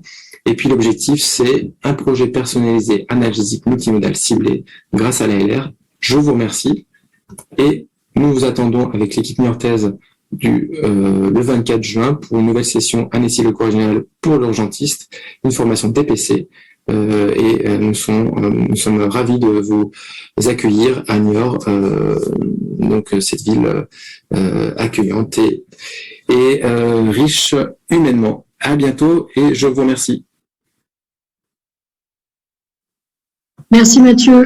Eh bien maintenant c'est le temps des questions, donc tu restes avec nous normalement pour pouvoir y répondre. Est-ce que tu es là en live? Ouais, bonjour Mathieu. Nouvelle coupe. Oui, je vois ça. Nouvelle veste. Bon, allez, c'était le moment chiffon et coiffure. On sent que c'est la fin de journée. C'est ça. Bon, donc, voilà, je vais reprendre mon costume scientifique et sérieux pour l'animation. Non, en fait, j'avais des questions à te poser moi. J'ai pas vu beaucoup de questions pour l'instant dans le film, mais je pense que elles vont venir. Voilà, moi, la première question que je voudrais te poser, c'est celle du bloc intrafracturaire. Je n'avais pas parlé parce que, voilà, dans le topo, c'était pas l'essentiel de parler sur le plan organisationnel du bloc intrafracturaire. Mais est-ce que vous, qui avez une culture ALR dont tu as beaucoup parlé, vous avez aussi cette culture? Est-ce que c'est les orthopédistes qui l'ont ou qui l'ont pas? Qu'est-ce que tu peux me dire de ça? Alors, c'est en fonction des praticiens et c'est véritablement les orthopédistes qui le font. Et surtout la jeune génération, j'aime pas dire vieille génération, mais expérimentée, on va dire. Eux le faisaient pas, mais la jeune génération d'orthopédistes le faisait. Moi, ça me posait souci en matière d'asepsie et ça faisait pas partie de mon éducation parce que c'est vrai que moi j'ai eu la chance d'être pris par le bras, pris par les anesthésistes qui m'ont soutenu dans ce projet-là. C'est un peu grâce à eux que j'ai monté ce projet aux urgences. La grosse problématique, c'est l'entretien. Moi, c'est cette faille-là, c'est que le Covid a tout désorganisé. Et maintenant, pour mettre en place ce projet-là au long terme, là, je suis dans la difficulté. Hein. Oui, ce que tu dis est intéressant sur le soutien des anesthésistes parce que on va en parler en clôture. Hein. On a parfois des freins dans la continuité entre nos nouvelles pratiques et l'aval. On a évidemment besoin que le corpus de médecine d'urgence s'autonomise et soit un petit peu moins hérité des pratiques de salle de réveil, mais on peut pas faire comme si ce qu'on pratiquait aux urgences ne restait pas du domaine large de l'anesthésie. L'analgésie-sédation, c'est de l'anesthésie, même si c'est avec ou sans les anesthésistes en fonction des moments et des besoins. Par contre, les associer en amont au protocole, que ça soit la sédation procédurale ou l'ALR comme toi, moi, ça me paraît essentiel. Je pense pas qu'on puisse travailler de bonne façon si on s'associe pas en pluriprofessionnel sur ces questions. Je pense que c'est pas possible. Donc, on est complémentaires et c'est pas parce qu'on veut que le corpus scientifique s'autonomise qu'il n'y a plus de collaboration interprofessionnelle avec les anesthésistes. Ça, je voudrais quand même le dire, parce que c'est un peu facile de penser qu'on peut se substituer à toutes les connaissances des anesthésistes sur le sujet. Donc, voilà. Ça reste peu les experts, hein. Nous, on est quand même assez naïfs dans le sujet, même quand on s'y penche. Et c'est vrai que eux qui en réalisent quand même tous les jours, régulièrement, nous, on n'a quand même pas cette main habile, quoi. Donc, c'est important qu'on soit une association, une belle association, quoi. Il y a d'ailleurs deux questions là qui rebondissent sur ce qu'on est en train de dire. Le BIF par les urgentistes. Je sais pas si tu vois, BIF par urgentiste et bloc fémoral par anesthésiste. Le bloc fémoral est beaucoup plus risqué et compliqué à obtenir. Point d'interrogation. Et ensuite, quel cadre légal?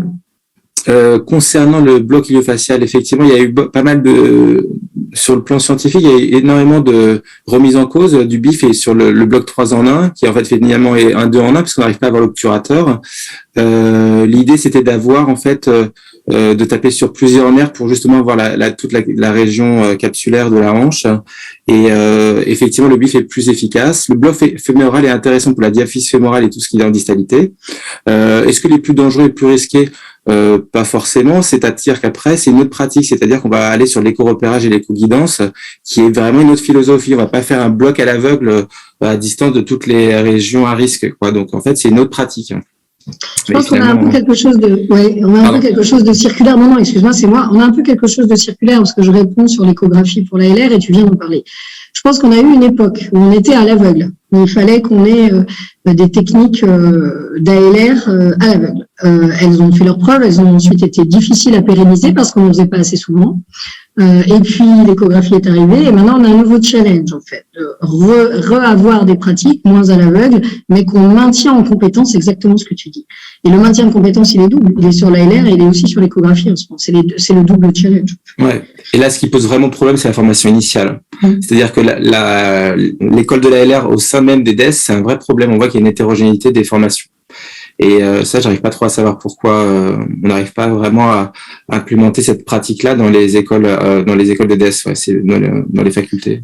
Est-ce que tu ne crois pas que c'est lié aussi à la façon dont les centres de simulation arrivent à se doter ou pas de tel ou tel matériel? On sait très bien que c'est pas toujours simple de choisir dans quoi tu vas investir sur le matériel coûteux et parfois tu fais des choix aussi dans l'année sur les séances de simulation et voilà. Et donc tu auras toujours, je pense, une certaine hétérogénéité et je voulais te poser la question, est-ce qu'il y a d'autres centres que toi que tu connais, être ultra dynamique sur la question. Nous, c'était important que tu viennes parler de ça dans la masterclass parce que je pense que c'est indispensable quand même qu'on développe ça, même si tu as du mal en ce moment à le pérenniser. Mais est-ce que tu connais d'autres centres qui font comme toi? Mais avant, moi, quand je me suis intéressé il y a 8 ans, il y avait 3-4 DU. Il y avait à Nancy, il y avait à Strasbourg, je crois, et même il y avait dans le sud, il me semble. Alors, si je me trompe Montpellier. Voilà, à Montpellier. Et après, je suis allé voir, je me suis rapproché des anesthésistes à la PHP. Ils m'ont dit non, l'ALR c'est pas pour vous, donc t'es pas le bienvenu. Ok, donc j'ai dit bon, écoutez, pas de problème. Après, il y avait un DU à Brest aussi, de l'équipe de Brest, qui bosse là-dessus. Après, moi, la question, c'est est-ce qu'il faut véritablement se focaliser sur 1 an de formation en ALR, alors que une journée, une espèce de tutorat au bloc opératoire peut être suffisant. Après, il faut juste le package théorique, quoi, et l'équipement, et puis la dynamique de l'équipe. À une époque, on avait le même problème avec l'ISR, qui est que quand tu es sur des moments au bloc opératoire, tu as un infirmier anesthésiste, tu as énormément de gens en formation en même temps. Et c'est souvent difficile organisationnellement d'organiser des choses sans se gêner les uns les autres. Donc, je pense que c'est pareil pour la LR, c'est aussi des choses qu'il faut monter très, très en amont. Après, je pense que pour la formation, je me permets de la formation des DES, ce qu'il faudrait, c'est focaliser sur 2 trucs. Le bloc de la face, qui reste finalement une anesthésie locale. On dit régionale, mais c'est une anesthésie locale. Hein. Ouais. Et puis, après, le bloc fémoral. Il faut rester sur le truc simple. Et puis, commencer à investir l'éco-guidance et l'éco-repérage. Rester sur des trucs simples. D'accord, Bordeaux me dit du fond de la salle qu'il le faut. Ils font un trimestre sur l'ALR dans les formations DES, tu vois. Donc, D'accord, mais c'est peut-être récent, peut-être. Oui, c'est ça. Ouais. Je pense qu'on a un problème au niveau français de savoir vraiment exactement ce qui se fait partout. Et donc, c'est pour ça que c'est important de te faire venir intervenir, parce que ça peut permettre d'échanger sur le sujet. Sur l'IOA, parce qu'on n'a plus que quelques minutes, sur l'IOA, est-ce que les gens ont des questions? Moi, évidemment, je peux rebondir, mais voilà, moi je trouvais intéressant de te faire intervenir, car là, dès le début sur l'IOA, on voit bien qu'on déroule avec Mathieu ensuite. En fait, l'organisationnel, il commence tout au début du parcours, ce qu'on a vu dans l'atelier, et puis il se déroule. Et en fonction de ce qu'on a choisi à l'IOA comme parcours antalgique, on implémente plus ou moins des choses. Et le parcours traumatologique, on voit bien qu'il y a plusieurs possibilités. Donc, voilà. Je n'ai pas l'impression. Vas-y. Non, on ne voit pas de questions. Ouais. Je lisais la dernière. Pourquoi il y a des choses que tu voulais préciser pour clore? Alors, tout à l'heure, j'ai vu qu'il y avait une cadre qui avait mis un petit mot, justement, qui disait qu'elle était un peu éloignée du terrain, et effectivement, tous les outils, notamment que je balaye dans l'avant-dernière diapo, que ce soit le suivi d'indicateurs, les CREX, les modélisations et la formation, enfin, tout ça, ce sont vraiment des outils sur lesquels justement on peut s'appuyer pour vraiment améliorer notre performance organisationnelle. Et j'insiste encore, mais la formation, ça reste quand même quelque chose sur lequel il faut vraiment prendre le temps d'y réfléchir et de la construire, cette politique de formation, et l'importance du binôme justement cadre chef de service, pour que les grandes lignes directrices soient communes à la fois aux paramédicaux et aux médicaux, parce qu'on voit bien que ça reste quand même des catégories qui sont très liées. C'est une des spécificités des urgences que je mets en avant dans mon topo, ce très fort lien interprofessionnel qui nous définit. On a vraiment notre identité urgence. Donc voilà, vraiment la formation, c'est quelque chose sur lequel je voulais revenir une dernière fois, et c'est vraiment important de prendre le temps de se poser et de la réfléchir ensemble, cette formation. Je pense que c'est ce qui nous a fait choisir le métier d'urgence, le binôme qui fonctionne médical-paramédical, et on voit bien à travers le topo de Mathieu Elting que quel que soit le niveau technologique exigé sur les filières de traitement de la douleur, on a besoin de ce binôme et on a besoin de formation. Je crois qu'on a tout dit là-dessus. Voilà, on avait quelques secondes pour finir là avec les questions. Moi, ce que je voulais dire sur l'IOA, c'est que la French bouleverse quand même des choses. C'est-à-dire que maintenant, avec la French, une douleur sévère, c'est pris en compte dans un potentiel de gravité pour le malade, et ça, c'est quand même une petite révolution. Voilà, c'était là-dessus que je voulais conclure. Allez, on enchaîne avec un format un peu atypique. Avec Fabien, on s'est dit que c'était la fin de la journée et que on allait vous proposer autre chose que du diaporama commenté, une sorte de conversation un peu à bâton rompu. Il va vous expliquer ça. Allez, c'est parti. Voilà, nous nous retrouvons avec Virginie pour la dernière partie de la masterclass douleur pour un sujet sur la morphine et la nouvelle place de la morphine et des antalgiques et sédatifs majeurs. Cette partie étant une synthèse des propos tenus au préalable durant la journée, nous avons opté pour un format un peu différent des webinaires classiques, plutôt sous la forme d'une discussion informelle à bâton rompu. La place de la morphine, c'est une question qui se pose pour plusieurs raisons maintenant, pour des raisons de contexte internationaux, puisqu'il y a l'opioid crisis de l'autre côté de l'Atlantique. Mais la deuxième raison qui fait se poser cette question, c'est que tu as maintenant des non-indications formelles à la morphine en première intention quand on est dans des douleurs sévères.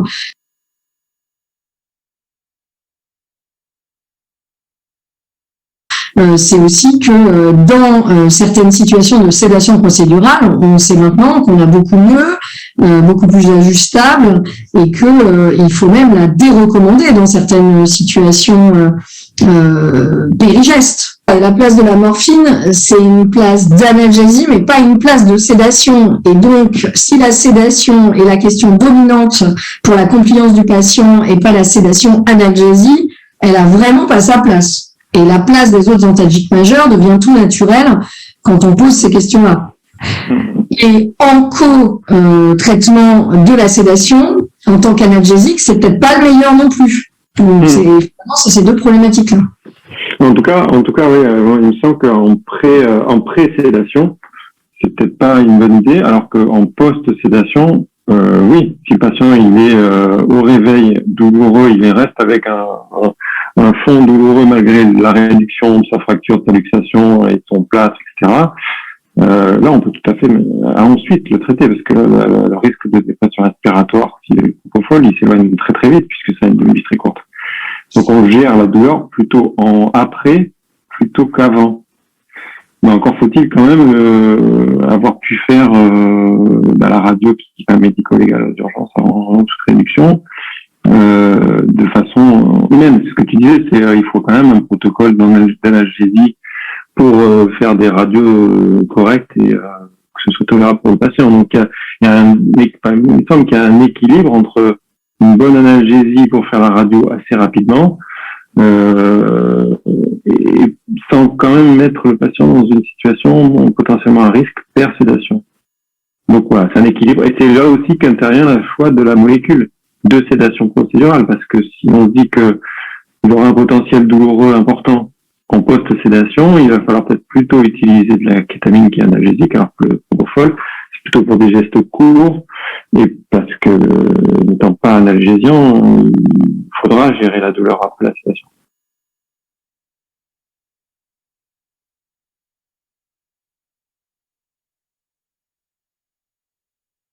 D'accord. Oui, donc finalement, les places des médicaments sont des places à la fois temporelles, à la fois contextualisées par rapport à une filière de soins. Si c'est très long d'aller à la radio dans un secteur d'urgence, c'est pas pareil que si c'est très court. Et puis il y a aussi des discussions organisationnelles. La place de la morphine, c'est pas la place de la morphine IV. Et la place des opiacés, c'est aussi plus large que la place de la morphine. Voilà, moi je pense sincèrement qu'en préhospitalier, toutes les voies non invasives sont prioritaires parce qu'elles sont plus rapides d'accès pour un patient qui n'a pas encore de voie éventuellement. Tous les opioïdes puissants mais stables de volume de distribution sont prioritaires. Or, c'est pas la morphine la plus stable. Donc voilà. Et donc je pense qu'il nous faut des études pour assumer que dans le monde préhospitalier, peut-être que l'opioïde de référence restera pas la morphine très longtemps. La place des morphiniques en préhospitalier, c'est pas une place qui se réfléchit avec la sécurité en premier objectif. Parce que quand on est en préhospitalier à la française, les conditions de sécurité avec les morphiniques, par définition, sont maximales. On a l'antidote, on a un ratio médecin-patient, infirmier, et plus qui est énorme, et donc c'est pas la première exigence, c'est l'efficacité la première exigence. Il faut, c'est-à-dire de dire à un moment donné la morphine ne sera pas suffisante. Finalement, la question qui se pose pour nous, c'est qu'est-ce qu'on a comme appui dans la littérature pour proposer quelque chose en masterclass. Ouais. Alors, à part effectivement ce délai de 20 minutes qui est tout le temps dans les études sur la sédation procédurale au propofol, délai de 20 minutes entre la dernière morphine et le début de la sédation procédurale, ça je l'ai vu dans plein d'études. Ce qui est certain, c'est que dans la littérature, il y a une très nette augmentation du risque de dépression respiratoire et c'est archi-prouvé sur l'association au PSC propofol. Concomitamment. Donc on a quand même quelques preuves robustes pour au moins parler de temporalité, en tout cas pour les effets secondaires. Voilà. Après l'organisationnel, par contre, c'est plus compliqué. Il n'y a pas beaucoup d'études en littérature qui testent la pertinence organisationnelle. C'est là où on va retrouver du coup des médicaments comme le méthoxyflurane qui essayent d'occuper une chaise vide.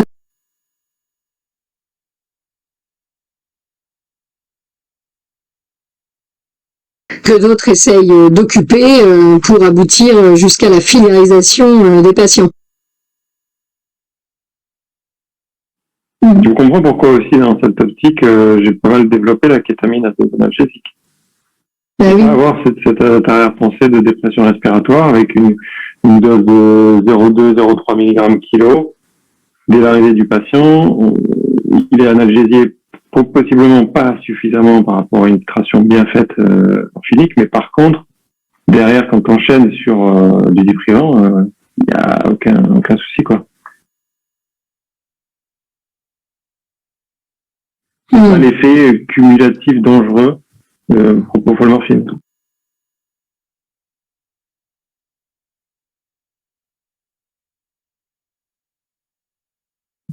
Et puis t'as pas l'effet rebond non plus, qui est très décrit. Quand tu lèves le processus nociceptif, le problème de la morphine, c'est qu'ensuite, Exactement. elle libère toute sa potentialité d'efficience, ce qui est à la fois super, mais pas toujours souhaitable. Et notamment, on sait que dans les luxations d'épaule, ça a toujours été un problème. Et la plupart du temps, organisationnellement en plus, garder quelqu'un très longtemps après sa réduction de luxation d'épaule, c'est pas pertinent sur le plan organisationnel. Et donc, personne... Depuis hyper longtemps pour pas plus faire hypomorphine à forte dose pour de la sédation modérée à profonde, parce qu'effectivement, c'est des dépressions respiratoires tardives, quoi. Quand effectivement, la levée du stimulus, quand le patient est réduit, plâtré, on est content, il est tout seul dans son box, il fait leur RSP, quoi. Ça, c'est une catastrophe. Ouais. Donc finalement, qu'est-ce qui serait innovant là si on devait imaginer un nouveau protocole sédation procédurale en tenant compte des problématiques d'analgésie pré- et post-sédation procédurale? Si tu devais me résumer pour toi l'avantage du propofol par exemple et l'avantage de la kétamine. Voilà, en bref, ce qu'il faut retenir, c'est ça.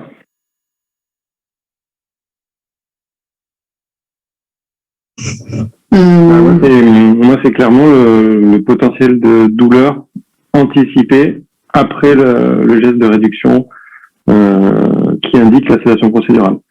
Diprimant et kétamine, est-ce que le préhospitalier pousse pas vers des choses différentes par rapport à l'intra-hospitalier? Moi, bien sûr, moi je pense que dans l'intra-hospitalier, la place est plus grande pour la kétamine et en intra-hospitalier, c'est plutôt le propofol. Ah, ça c'est intéressant. Et pourquoi tu dis ça sur la kétamine en extra-hospitalier? Pour la sécurité, justement? L'hémodynamique? Oui, voilà, pour le profil de sécurité de la kétamine par rapport au propofol, non seulement pour des AVP, pour des accidents, parce que si c'est simplement un patient qui a un traumatisme périphérique douloureux, il n'y a aucun doute sur son statut volémique, sur un traumatisme thoraco-abdo associé ou quoi. Le propofol, je le fais aussi en hospitalier, mais plus rarement. De l'instant où il y a un doute sur la volémie ou si c'est un accident, et que je sais que ça va être douloureux pendant tout le trajet pour le patient aussi, parce qu'il est fracturé et il n'est pas que luxé, kétamine, plus ou moins un peu de dip, kétofol, mais plutôt kétamine seule, parce que voilà, très bonne analgésie et parce que c'est sécuritaire, quoi. Et en hospitalier, c'est 1 propofol, 2 kétofol, 3 kétamine. C'est vraiment diamétralement opposé, je trouve. Oui. Tous les hypnotiques ne conduisent pas à une sédation procédurale modérée ou profonde. Un hypnotique peut juste donner un service d'anxiolyse et de compliance sans aller jusqu'à un stade de sédation. Il y a des moments de sédation procédurale avec des standardisations comme tu l'as montré dans l'autre topo. Il y a des moments d'anxiolyse et d'analgésie procédurale. Et des fois, tu te dis, mais c'est la torture. Je passe dans le service, je vais c'est quoi, qui c'est qui crie comme ça? C'est le mec qu'on essaye de réduire, on ne soumet pas absolument parce qu'il faut passer par la première étape. Tu vois, c'est difficile à juger si le patient, on va y arriver ou pas. J'ai l'impression qu'on a la même immaturité que pour les paliers. Tu sais, pour les paliers, pendant très longtemps, on les a considérés comme de la marche d'escalier. Exactement. Et peut-être qu'en sédation procédurale, on a la même immaturité. Comme tout le monde a peur des effets secondaires, on préfère l'inefficacité par palier jusqu'à ce que la balance bénéfice-risque nous paraisse évidente sur le dos de chaque malade. Alors qu'en fait, on devrait probablement être capable de définir, comme toi tu l'as fait pour les risques, des groupes de patients éligibles pour telle ou telle sédation procédurale et arrêter de monter par cran à chaque malade. On le fait intuitivement avec l'expérience, où tu vois, les patients qui sont déjà pas très musculeux, les patients un peu âgés, tu te dis, bon, il n'y aura pas de grande résistance musculaire, on peut tenter. Le patient un peu plus âgé, chez qui on sait pertinemment que la balance bénéfice-risque, c'est un peu plus sur les risques si c'est une sédation procédurale. On se dit, il est pas très musculeux, il est un peu âgé, il est un peu fragile. Il a l'air d'être compliant, pas très allergique, on tente.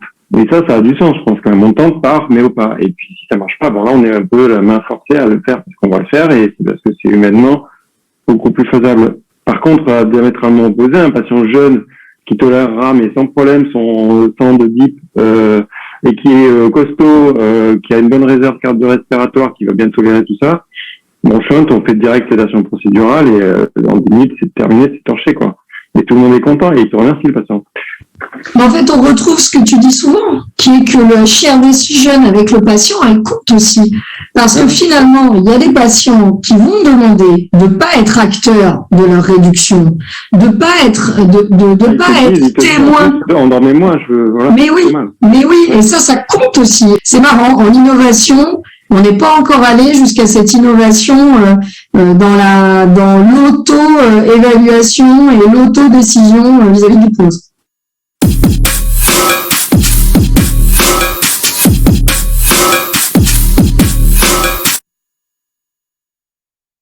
Ah, il y a les traitements de sortie dont il faut qu'on parle. Ah oui. On reparle du fait que les opioïdes, ils doivent être maintenant essentiellement intra-hospitaliers aux urgences. Et que ce qui est sûr, c'est que la meilleure façon de leur trouver une place, c'est de les inscrire dans un parcours de soins intra-hospitalier. Et que dès que tu envisages un parcours de soins beaucoup plus ambulatoire, la question de leur place est beaucoup plus épineuse, puisque on met en jeu tout un parcours de soins qui va nous survivre, avec une persistance de médicaments dans une pharmacie, des mésusages qui peuvent arriver, surtout chez des patients traumatologiques jeunes qui ont une longue vie médicale devant eux.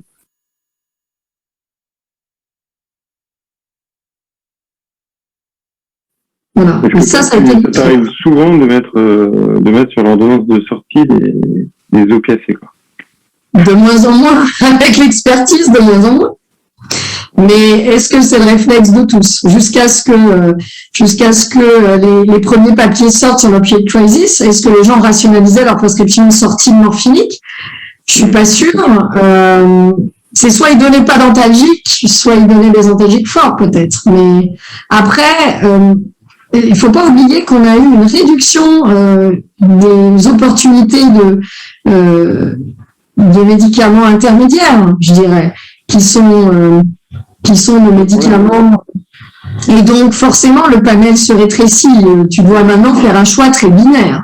Soit tu donnes un opioïde qui s'assume, ce qui est, à mon avis, en termes de sécurité, beaucoup mieux, mais ça veut dire un choix plus franc. Voilà, ça veut dire un choix plus franc. Voilà, c'est ça. La nouvelle place, c'est ça. C'est pas de faux opioïdes, entre guillemets, un opioïde qui porte bien son nom et qui s'assume, qui n'est pas un opioïde hyper synthétisé avec d'autres voies antalgiques accessoires, comme le tramadol qui rajoute la voie sérotoninergique dangereuse chez l'âgé, et puis qu'on comprend moins dans les effets antalgiques aussi.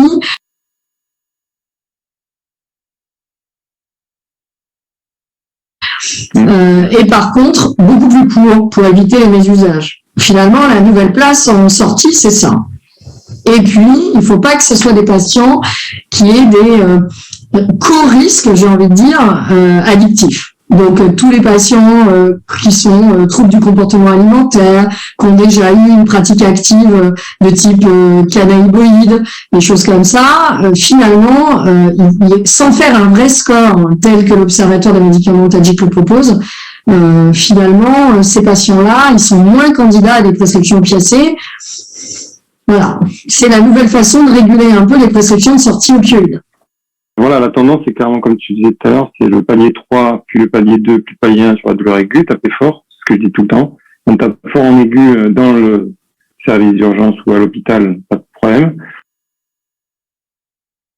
Voilà, en bref, ce qu'il faut retenir, c'est ça. Par contre, comme il y a le diagnostic étiologique qui a été fait, le traitement étiologique a été fait, quoi qu'il arrive, il va y avoir un potentiel douloureux qui sera moindre, traumatique ou pas traumatique, immobilisation, et traitement antalgique, traitement étiologique aussi. La réassurance du patient qui vient pour une douleur abdo, c'est parce que finalement on lui dit que c'est rien de grave, ça va forcément nécessiter moins de traitement antalgique. Enfin, tous les exemples que je vois quand on fait rentrer un patient à domicile, forcément il aura un potentiel douloureux qui sera moindre quand il est arrivé. C'est rarissime, hors patient trop chronique douloureux cancéreux, où là, oui, c'est évident. Ils ont des morphiniques, mais sinon, je mets quasiment jamais en sortie. Je pense qu'il y a une inconnue qui reste sur la place des opiacés dans la sciatique hyperalgique sans indication chirurgicale immédiate. Je pense que là est le nœud sur lequel la littérature ne tranche pas et sur lequel les sociétés savantes ne tranchent pas non plus. C'est-à-dire que, en fait, quand tu te retrouves avec une définition de la douleur chronique qui évoque 3 mois de douleur, un patient qui n'a pas la définition de la sciatique paralysante, avec une chirurgie de la sciatique qui provoque 50% de douleur post-opératoire. Finalement, on a pas mal de patients qui restent un petit moment dans le marasme du traitement étiologique difficile à conduire. Souvent, ce qui se passe, c'est que les infiltrations ont pris un peu le relais et les techniques finalement scanoguidées sont peu disponibles rapidement. Elles sont disponibles, mais pas si rapidement que ça. Et finalement, la morphine est quand même une stratégie d'attente dans ces situations-là. Et là, je pense qu'on va avoir du mal à raccourcir les délais tels qu'on l'aimerait tous. Par contre, il y a des parcours de soins qui s'organisent, des parcours de soins RACHIS, qui permettent à ces patients d'être réévalués en permanence de leur prescription opiacée. Mais je crois que c'est la seule solution. Parce qu'en fait, supprimer les opiacés chez ces patients-là, quasiment impossible. Et nous, finalement, on se retrouve à les voir assez régulièrement sur leur paroxysme douloureux. Et réévaluer le parfait candidat pour l'hyperalgésie, pour oui.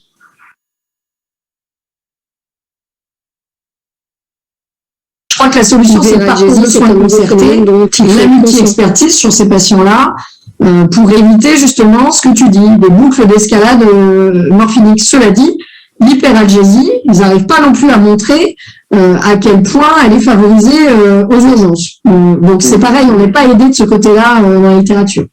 Et après, je pense que dans la place des antalgiques majeurs, on peut discuter l'impact organisationnel de l'utilisation d'un antalgique majeur. Alors en périopératoire, c'est facile. Si tu en es à recourir à la morphine avec de lourdes doses sur un patient qui part au bloc, finalement c'est pas compliqué. On est sur un parcours de soins préopératoire, etc. Mais ce qui est intéressant, je trouve, c'est l'impact sur les patients qui ont des parcours diagnostiques. Colique néphrétique, sciatique hyperalgique, justement, abdomen très douloureux. On se rend compte que maintenant, la place des opiacés, c'est un peu une place de trigger pour déclencher un scanner, pour déclencher une prise en charge un peu plus agressive chirurgicale. Et ça, c'est intéressant. Et pour l'instant, ça n'a pas été montré pour les autres antalgiques majeurs. Pour le ventre douloureux aigu, ça, ce que tu dis, c'est très vrai. Ça, c'est ce qui m'a été souvent, opposé sur le protocole antidouleur. On sait aussi tous les deux que le déclenchement d'une titration morphinique de deuxième intention dans le cadre de la colique néphrétique indique une colique néphrétique compliquée à bilanter par un scanner. Ouais, donc c'est pour ça que les coliques néph sont soulagées par le profénide, et si tu commences à titrer, même à 6 de morphine en plus, il y a un problème. Ouais, et ça, c'est peut-être pas assez clair et on manque d'études pour aller jusqu'au bout de ce principe qui est devenu finalement une pratique pour nous assez claire, organisationnelle. Ça nous aide beaucoup à déclencher une plano d'imagerie et on se plante rarement sur le sujet. Par contre, on n'a pas encore une littérature assez claire pour nous aider dans les discussions pluridisciplinaires. Ça, c'est sûr. Ouais. On conclurait comment ce topo? Est-ce qu'on est d'accord déjà sur le fait de dire que le tout morphine pour la douleur sévère est probablement nettement nuancé par rapport aux dernières recommandations. C'est-à-dire qu'on avait l'impression que les recommandations de 2010, c'était tout patient sévèrement douloureux, VN super acide sur 10, devait avoir la titration morphinique. On voit quand même que, et c'est tout l'objet du débat qu'on avait, il y a les circonstances, il y a les pathologies.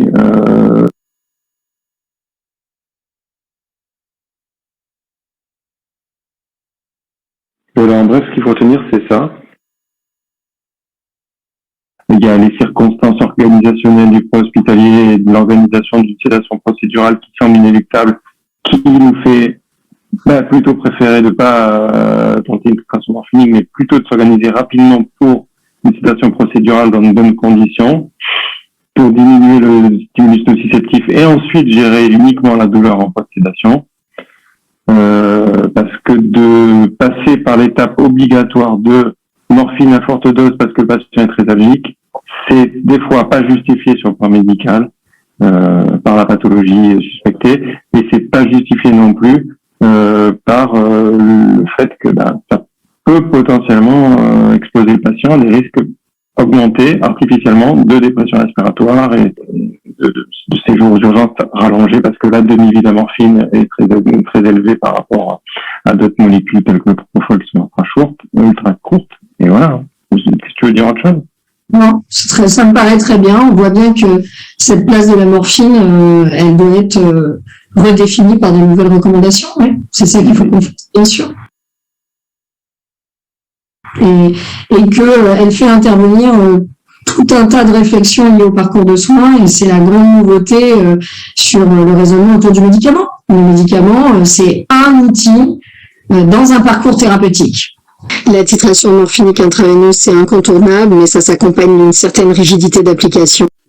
Ça ne peut plus être aussi automatique que dans l'algorithme des recommandations de 2010. Pas oublier que ce n'est pas la dernière roue du carrosse non plus, quoi. C'est-à-dire qu'il faut, quand elle est justifiée, ne pas la différer ou quoi, en disant bon, on va essayer, on retombe dans le travers des paliers OMS, on fait palier 1, palier 2, palier 3. Non, elle est indiquée, il n'y a pas d'arrière-pensée d'autres molécules plus adaptées, mais allons-y.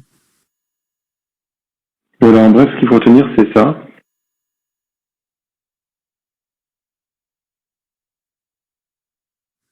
Oui, on a un peu envie de dire, elle est soit immédiate, soit parce qu'il y avait une non-indication claire au début, et dans ces cas-là, c'est un traitement de seconde intention, mais c'est jamais une molécule qu'on doit contourner.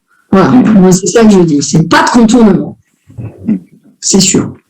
Ouais, ok, ça me paraît bien. Et donc, pas pour tout le monde, pas n'importe où, pas n'importe quand, pas avec n'importe qui, pas surveillé n'importe comment. C'est ce que j'aime bien dire sur la morphine.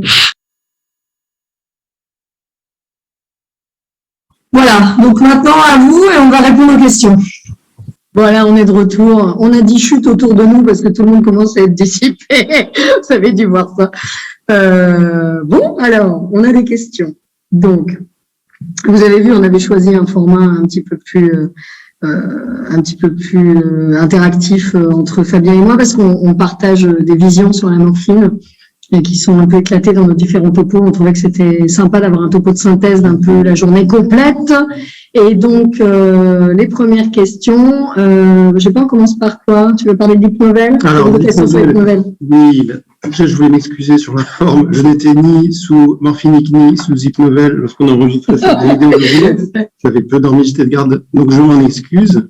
Pour revenir sur l'hypnovel, en pré-sédation procédurale sous kétamine, il y a un papier, effectivement, c'est basé sur une seule étude, une étude qui mélangeait de la kétamine, des patients qui avaient eu une sédation procédurale sous kétamine en intramusculaire à 4 mg kg, des patients qui avaient les 3 bras au total, des patients qui avaient eu de la kétamine en IV à une dose importante à 2 mg par kilo. Et puis, donc, on regardait si une prémédication par 2 mg d'hypnovel avant la sédation procédurale avait un intérêt ou pas. Et depuis cette étude-là, les gens se sont dit, il faut systématiquement faire de l'hypnovel à petite dose avant une sédation procédurale à la kétamine. Je pense que le systématique dans la sédation procédurale est à bannir et qu'il faut toujours pareil, sélectionner les bons patients et sélectionner les patients qui vont bénéficier de cette prémédication au midazolam, d'autant plus que le midazolam a une durée d'action qui est très longue et qui est aussi, quelque part, dépresseur respiratoire. Donc, si en plus de ça, le patient a eu une titration morphinique au préalable avant la sédation procédurale, qu'il a ces 2 mg d'hypnovel parce qu'on dit qu'il faut le faire, que c'est bien, etc. Et qu'ensuite il a la kétamine, on fait finalement une espèce de cocktail médicamenteux qui va malheureusement induire potentiellement une dépression respiratoire. On choisit d'utiliser la kétamine pour la sédation procédurale parce qu'on pense qu'elle n'est pas dépresseur respiratoire. Au final, on arrive quand même avec des gens qui font des apnées. C'est dommage. Il vaut mieux sélectionner correctement les patients qui en bénéficieront en se disant, celui-là, je n'arrive pas à l'anxiolyser par le transfert que je lui donne, par l'anxiolyse verbale, par l'évocation d'un rêve, parce que vous savez que sous kétamine, à dose sédative, les patients, quand on leur explique qu'il faut qu'ils choisissent un rêve agréable, penser à quelque chose d'agréable, une plage de sable fin, etc. Ça marche, c'est prouvé. Donc, il faut le mettre en position, et c'est là que ça rebondit sur le topo d'Arnaud sur l'hypnose conversationnelle. C'est hyper important, notamment quand on utilise la kétamine. Donc, de faire du systématique et de l'hypnose systématiquement avec la kétamine, je ne crois pas que ce soit une bonne idée.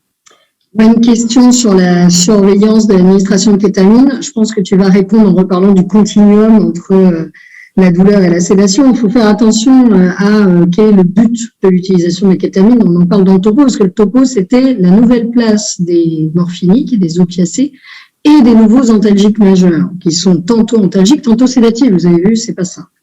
Donc, qu'est-ce que tu peux détailler?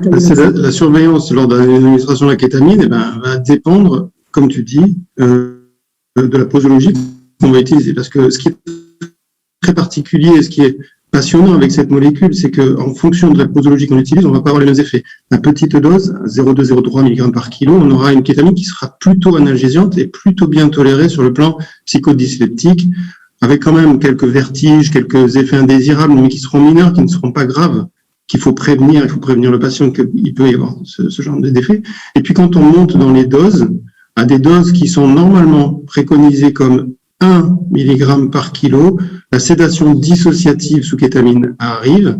Et donc là, les effets de dépression respiratoire, si la kétamine est injectée doucement sur 30 à 60 secondes, n'existe pas. La surveillance donc de la sédation procédurale sous kétamine, ce sera plutôt de l'ordre des effets psychodysleptiques possibles sous kétamine, mais pas tellement de dépression respiratoire.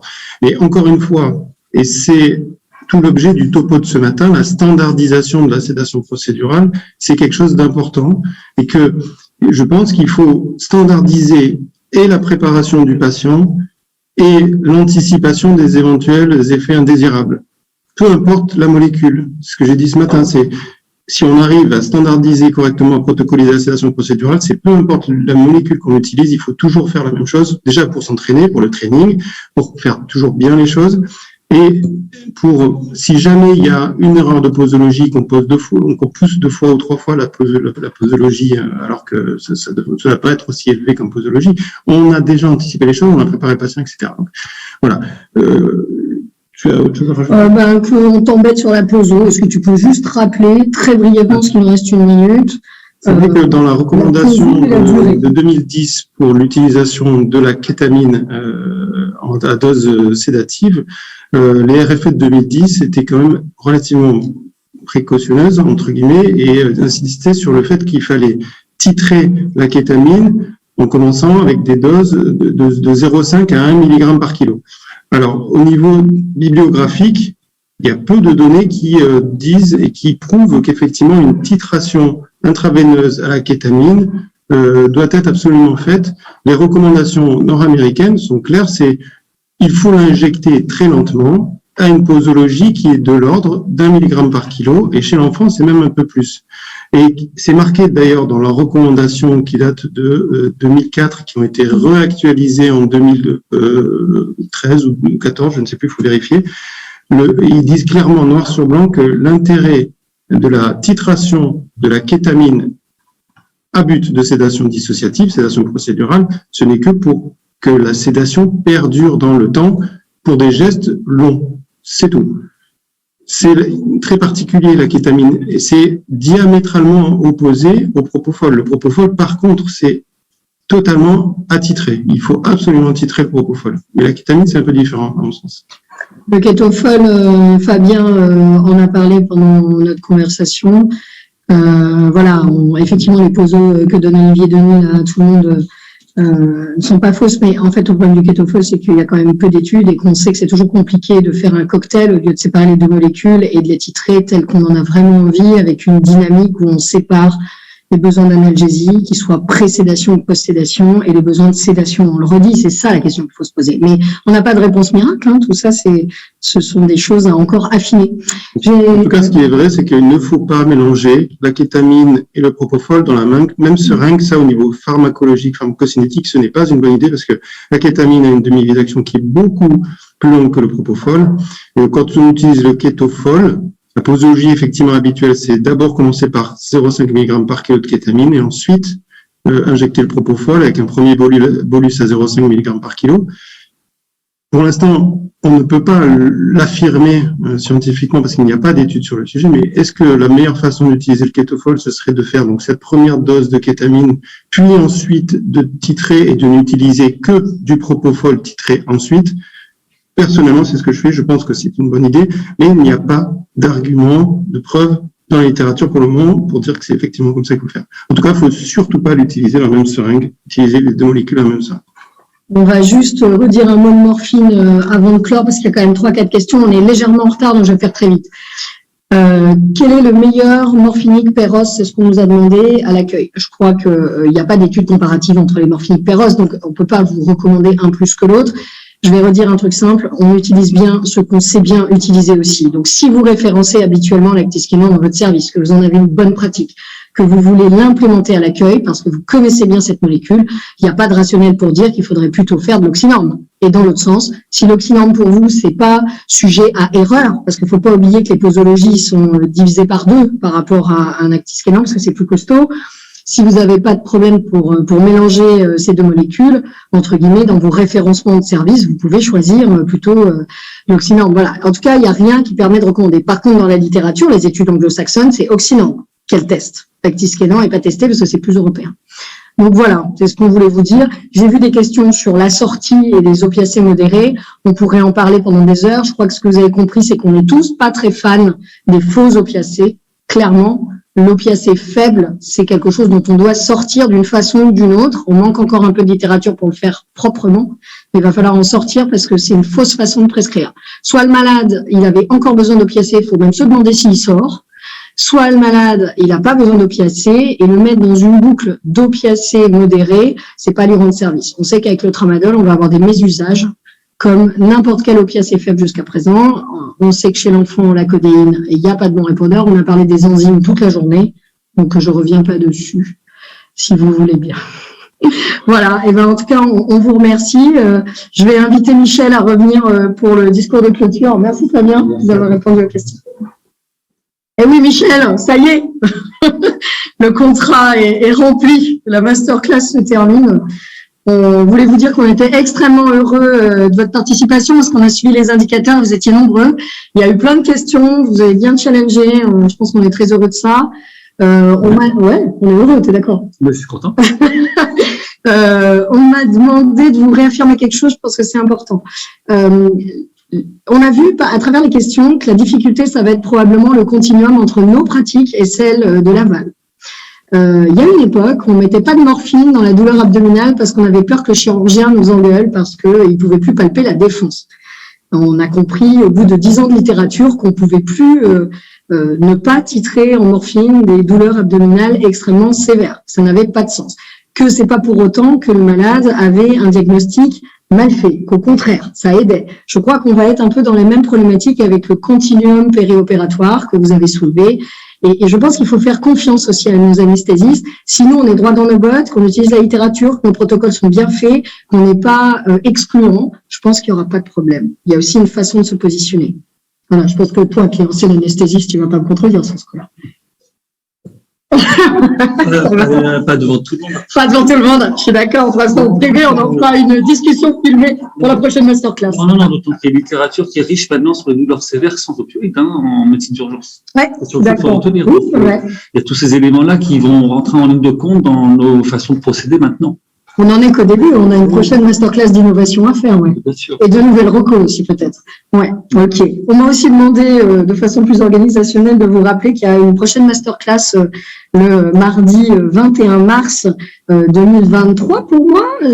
Voilà, sur le thème de la régulation médicale. Ça aussi, c'est, je pense, une thématique où l'innovation est attendue. Et donc, je vous invite à guetter les masterclass de la SFME. On est très content de ces nouveaux formats. Ça permet de passer une journée complète. Il y a évidemment Sepsis à la Légasby à la fin du mois, mais qui est mix présentiel et digital. Mais voilà, en 2023 aussi, il y a des choses qui sont prévues. Bon, c'est fini, hein? Ouais, on dit au revoir. Allez. Au revoir, à bientôt. Venez sur la page du Board Douleur.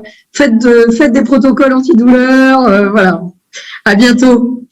Il ne faut pas qu'ils hésitent de nous contacter. Non, voilà. Et vous avez le mail, je l'ai mis dans le fil à un moment donné, vous avez le mail du board. Donc, n'hésitez pas. N'hésitez pas. Ouais, s'ils ont envie de travailler avec nous, ils peuvent aussi nous proposer des trucs. On est preneurs. Voilà. À bientôt. Au revoir.